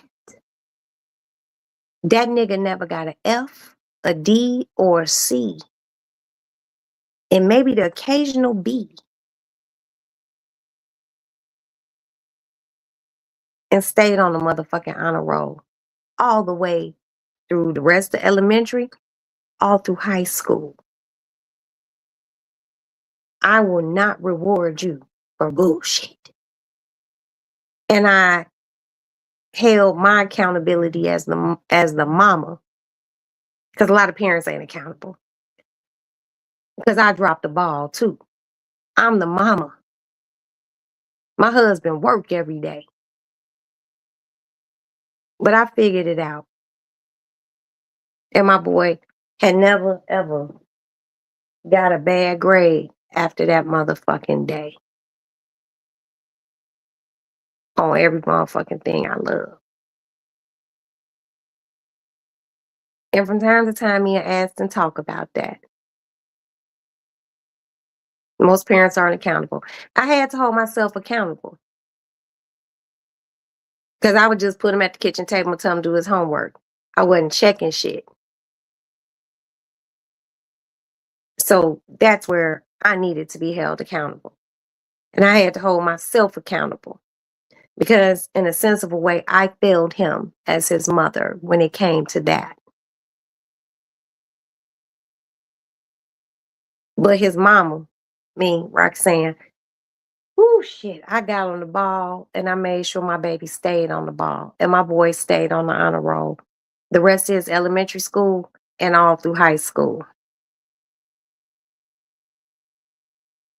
If I dropped the ball as a parent, I dropped it. And Princess is right. Most parents aren't accountable. I have never been a not my baby ass bitch. If your kid fucked up, your kid fucked up. Be accountable. If your child fucked up with something, you dropped the ball. You the parent. But I did everything. His father and I did everything. We got tutors. That was extra money coming out the house. We were comfortable then, but we ain't where we are now. Sending him to Kumon and shit like that. It damn near $1,000 a motherfucking month. I was like, you boy, you better get in that motherfucker and learn. Your daddy, you go to public school and your daddy paying for this. That's a private school tuition. And he got it. Excuse me.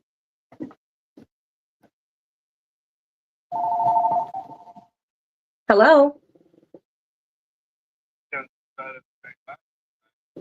Okay. Well, I'll check it out. How close are you? Okay. All right. Be careful. I love you. Bye. That was my husband letting me know that there's a new Saturday Night Live on tonight. But yeah, you gotta be accountable. And like I said, to anyone, to the princes, to the pixies, to Devin's family aunties who are teachers, God bless them. God bless them. God bless y'all. Because a bitch like me couldn't do it. I come from an era that teachers could whoop children. Okay? And your parents weren't going to come up to the school and be ready to fight.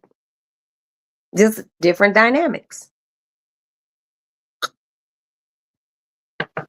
God bless all teachers, especially the good ones. Because there are some out here, they're not good teachers.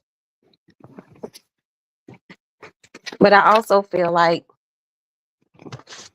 these teachers, I got to take the alarm off. I don't want to get up and sprint. A lot of these teachers, hands are tied because of administration, politics, these raggedy ass mamas, lack of daddies, fathers, and then the fathers that are in the house ain't manning in the house. Parents have to be on an equal accord when it comes down to children. It can't be playing two ends against the middle type of shit. If I tell you no, don't go and ask your daddy. Because if he say yeah, and I find out that you asked him after I said no, I'm whooping your ass. My kids learn that shit early too, the same way I learned. Got in trouble once. Another story time. I had a friend named Rhoda. I was in the 7th grade. Rhoda was in the 8th grade. Rhoda had a brother. I liked him. He was in high school. My father never wanted me to. He didn't like me going over to anybody's house who had a brother.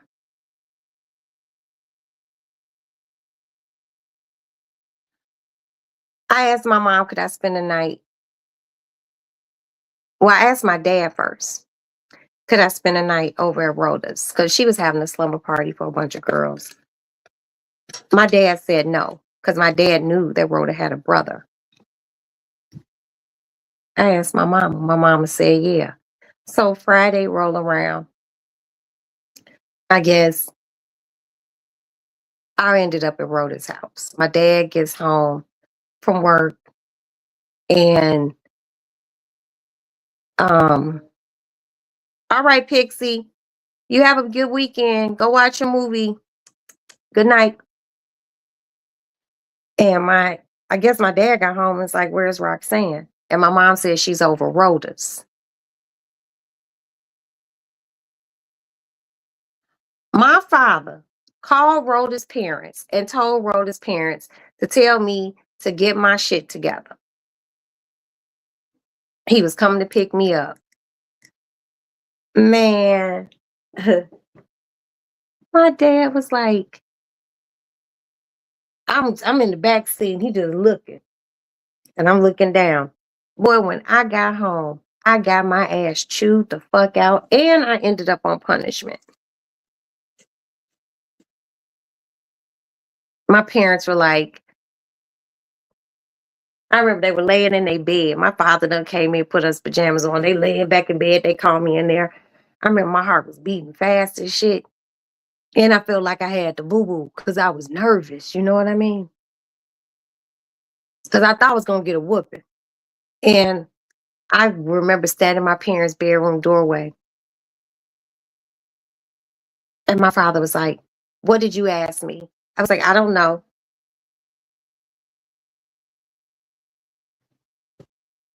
And my mother looked at me. And I was like, I asked you, could I spend the night at Rhoda's house? And my father was like, what did I say? I said, you said no. And he was like, why did I say no? I said, because you said Rhoda had a brother.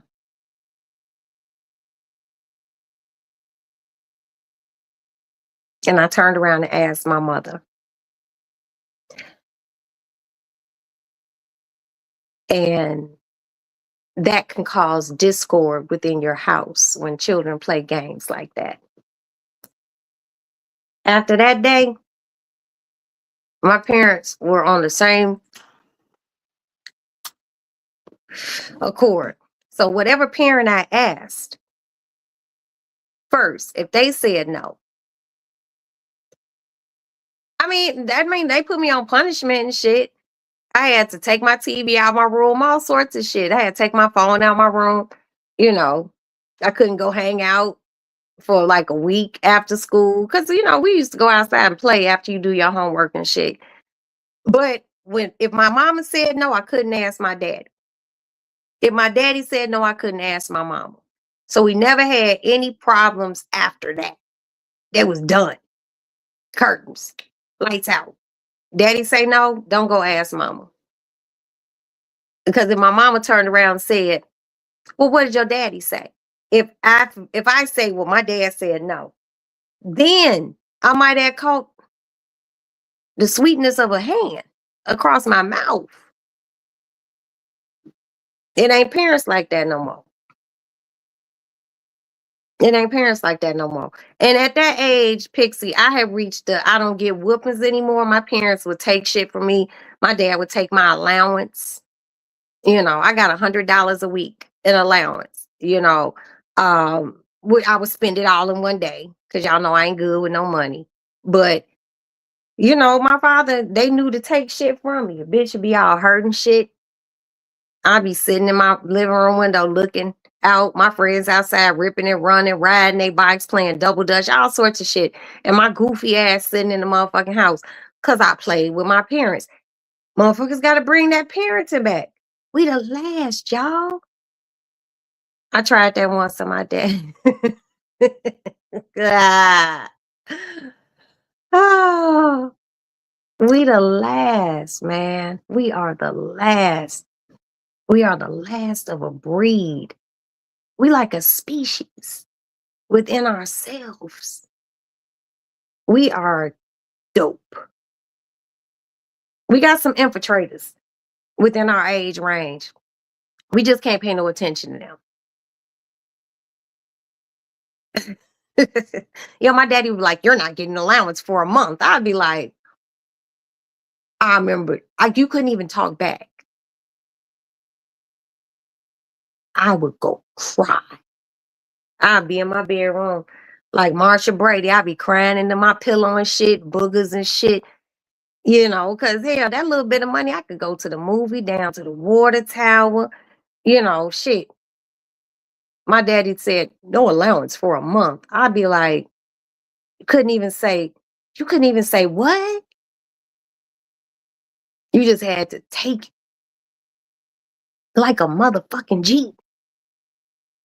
You could stand there and cry, but you had to cry with dignity. You couldn't, you couldn't do that. You remember how Denzel was crying in the movie Glory when he was getting the lashes to the back and he didn't say a word.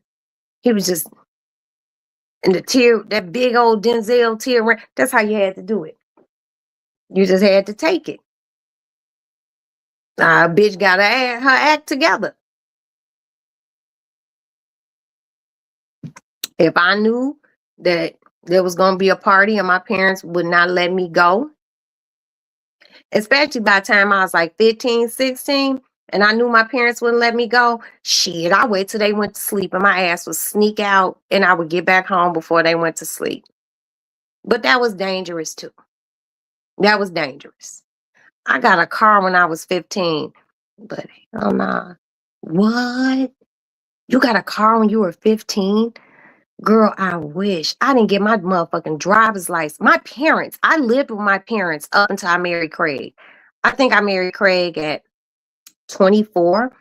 I was living at home with my parents because my parents just weren't pushing us out like that because it's all girls.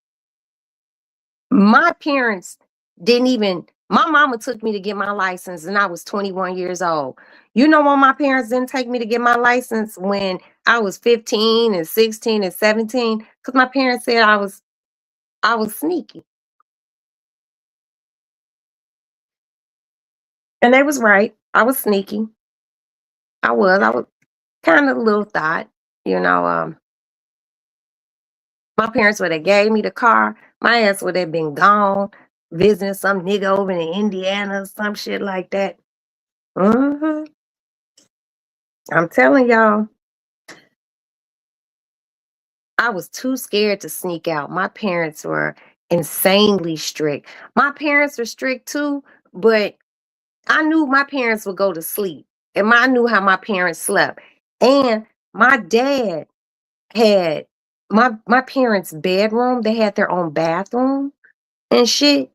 So I knew that if my dad or mom got up in the middle of the night to go to the bathroom, that was it. They was going to the bathroom right in their bathroom in their bedroom. You know what I mean? They wouldn't come out in the hallway and nothing like that. So when my dad would do his walkthrough, come in everyone's room, cut off their TV and shit, I didn't have to worry because I knew. So as soon as I knew they was asleep, a bitch would ease on out the door. I'd be like, hold on. Hey, babe.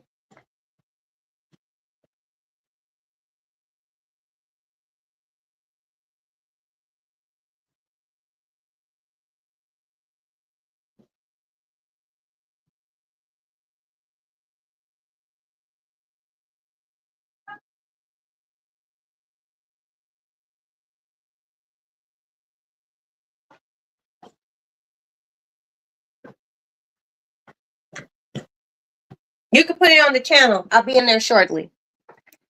Yeah, my ass would just sneak out. I wouldn't go out the front. I would go out the back. And shit, I would go out and I would go hang out. Like I was hanging out like a block from the house, at most 4 blocks, but it was always a coordinated sneaking out. Cause one of my little girl friends, I'd be like, "Girl, she gotta go down and meet you." And that bitch was sneaking out too. And you know what's crazy? We never got caught. Shut up, cat. What, honey?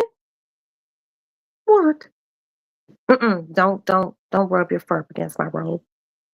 We would sneak out and we didn't get caught, but we'd be out for about an hour, 2 hours. And it was back in the days when, motherfucker wasn't shooting up no parties and nothing like that. We would go and get my ass back in the house. But I never did it on a school night. But then again, I couldn't. I went to boarding school after my freshman year. I didn't have $100 a week though. That's just me. Well, that's what my dad was giving me. I was a church girl. You was a church girl. My mama and daddy or a church heathen. I couldn't sneak out because my daddy came home anytime. Girl, uh-uh. My dad, like when we were in the house, we was all in the house, but the only place I hung out in the country is a juke joint. That was back in the woods. Girl, that's crazy that you said that. Cause stop it, kitten. Please. I don't want any fur on my Versace robe. When I was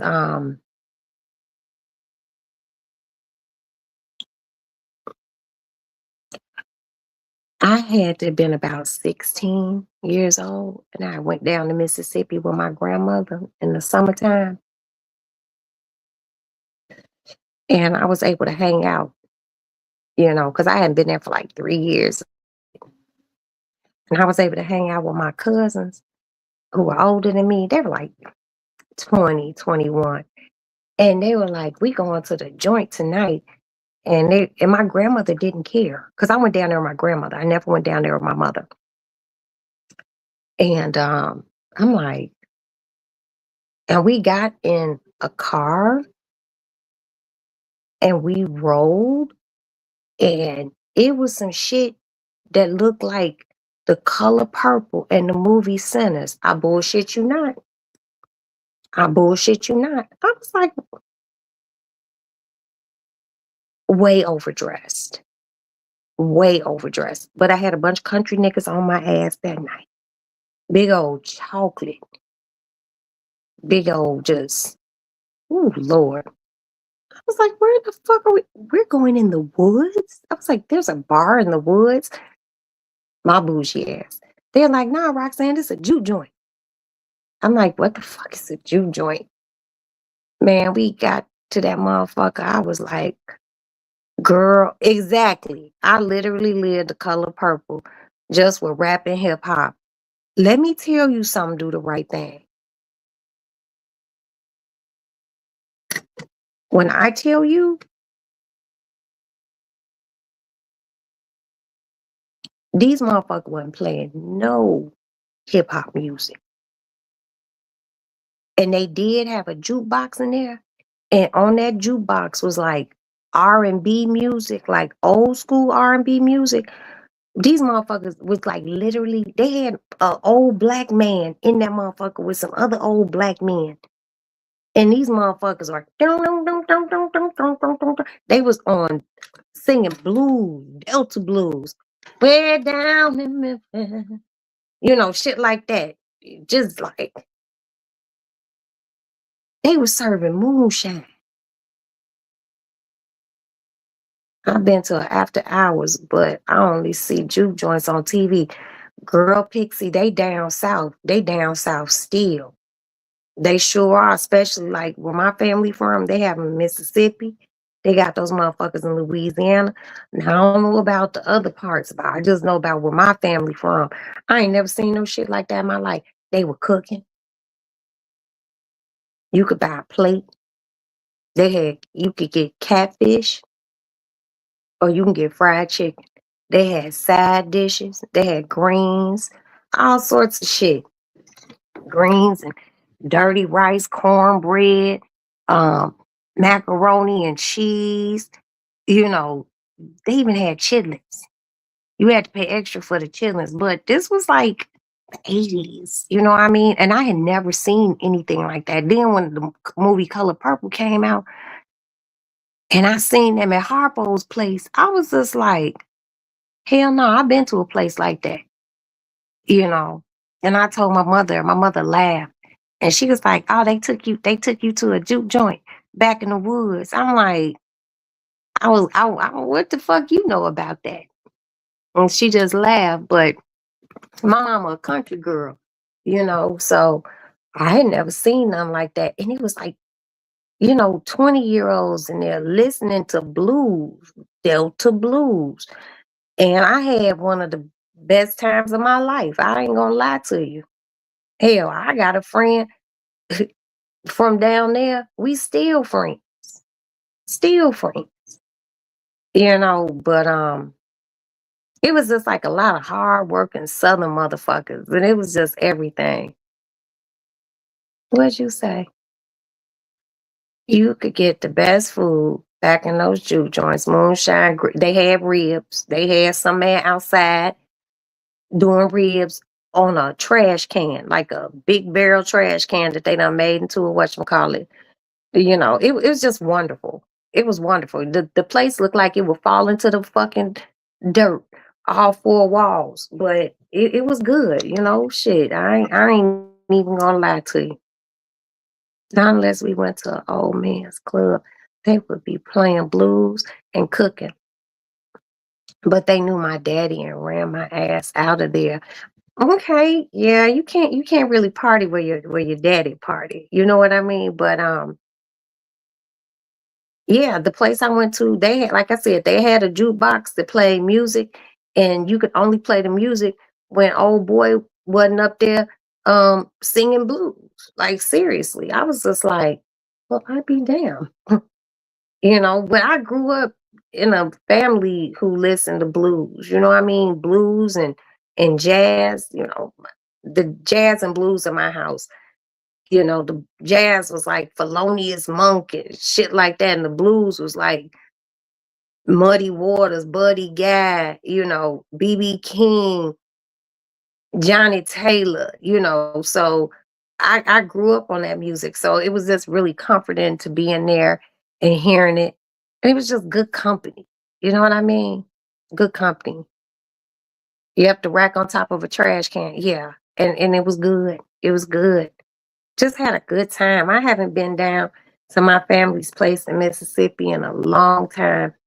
And I need to take my ass down there, and see my family and hang out, get me some rag baloney to bring back to Chicago, shit like that.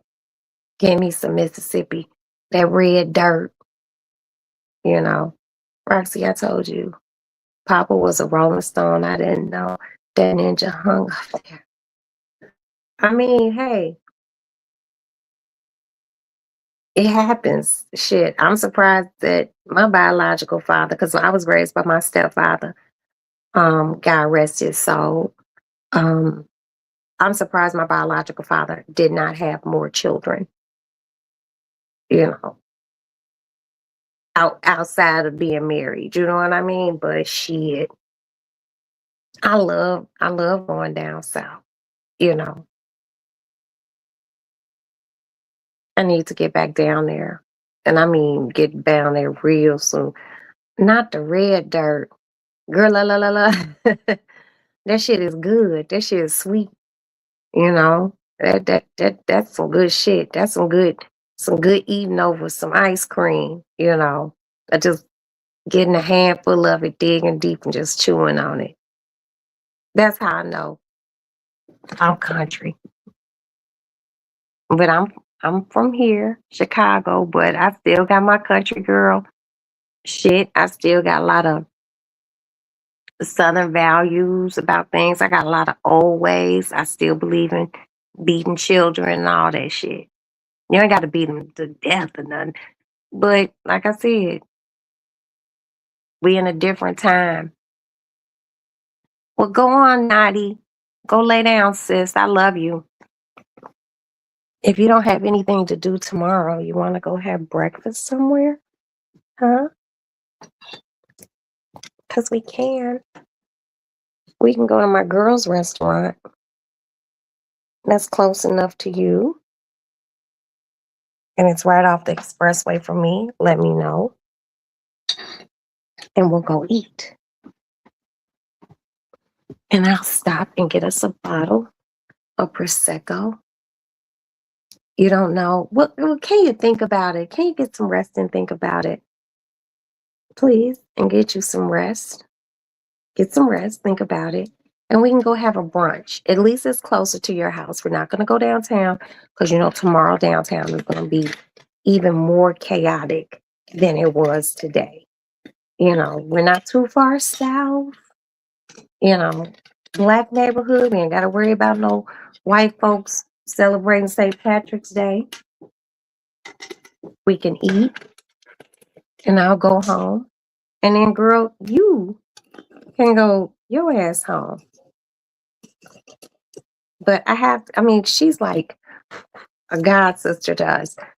Good, long time family friend. And I do want to patronize her business. So just think about it. It's, excuse me, it's 10:53. So I'm not going to be up for too much longer. I'm going to call Maddie and see what time she's coming in, see if she needs a lift. And shit, go lay down. We ain't got to get dressed up to go in there either. We can go eat and come. You go home and I go home.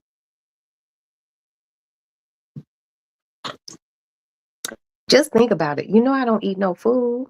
I'm on Ozempic. But seriously,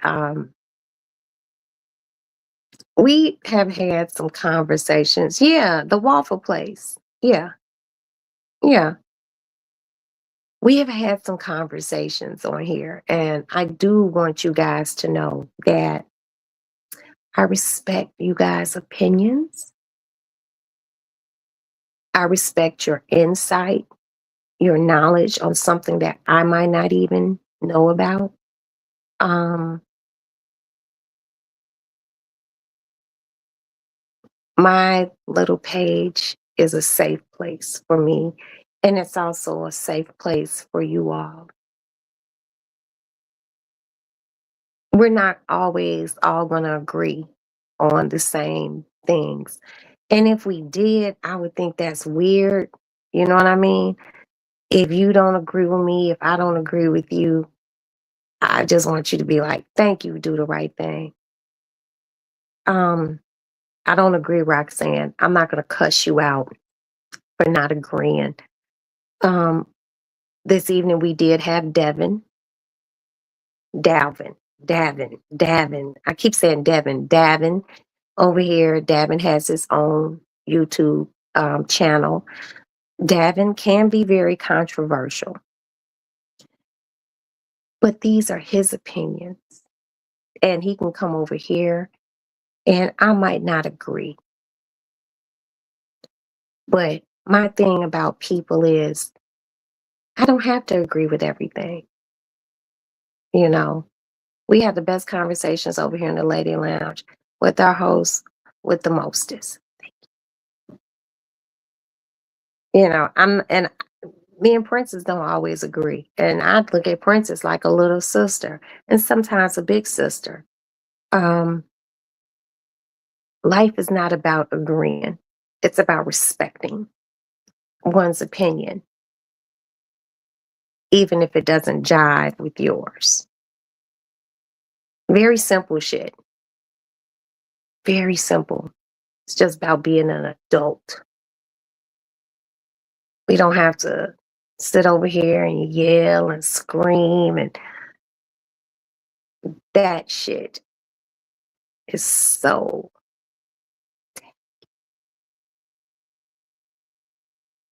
Is he the one that cussed you out on OKP back in the days? He might have been, Pixie. I don't know.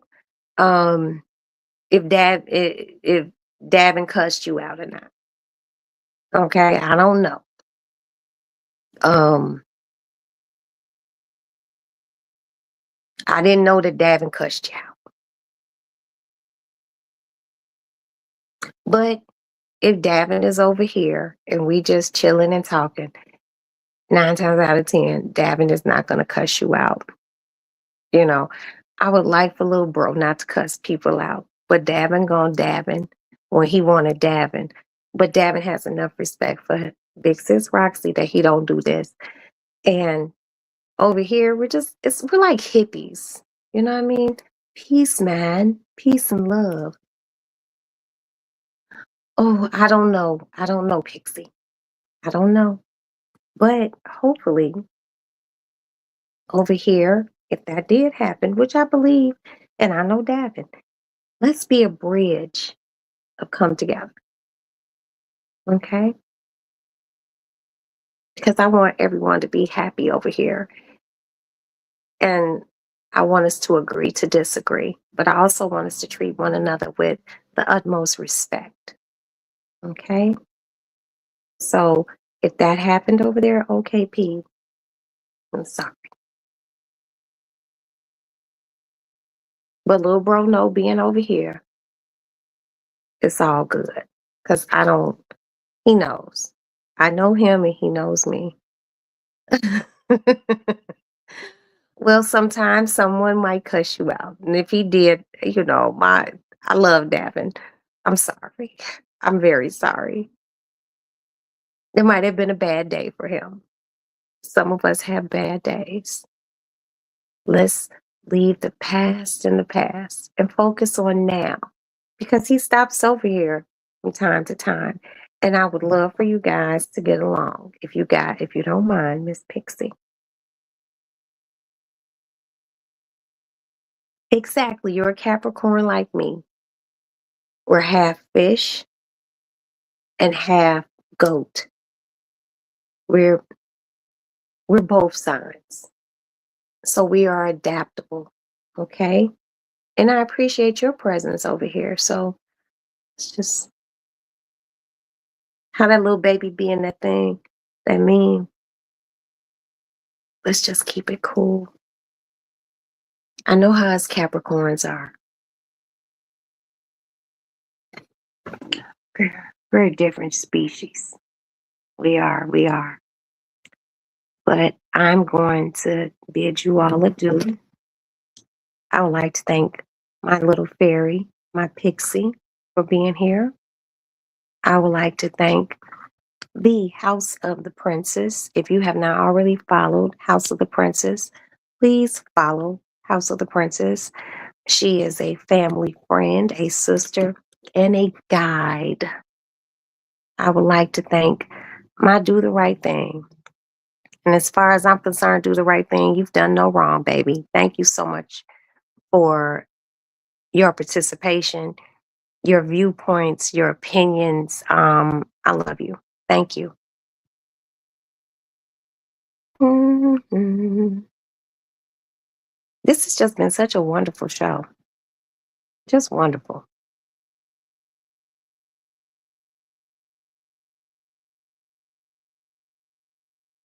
And I just like that we just talk, and uh, just refreshing.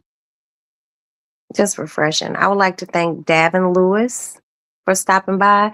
If you have not already followed Davin, it's DAVINLEWISPRO in capital letters on YouTube.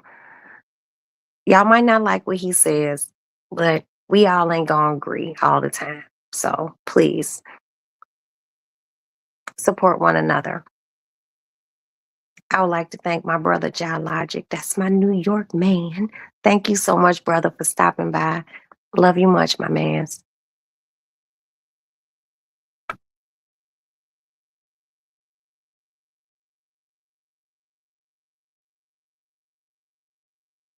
I'm ready to get up in this bed and watch Saturday Night Live. I gotta tie my hair down. And if Princess say, let's go have brunch tomorrow, I'm gonna get up and brush my teeth and go have brunch with my boo thing. Because Prince is my boo thing. I love that chick. I would like to thank, and I can't say her name right, man. Bo.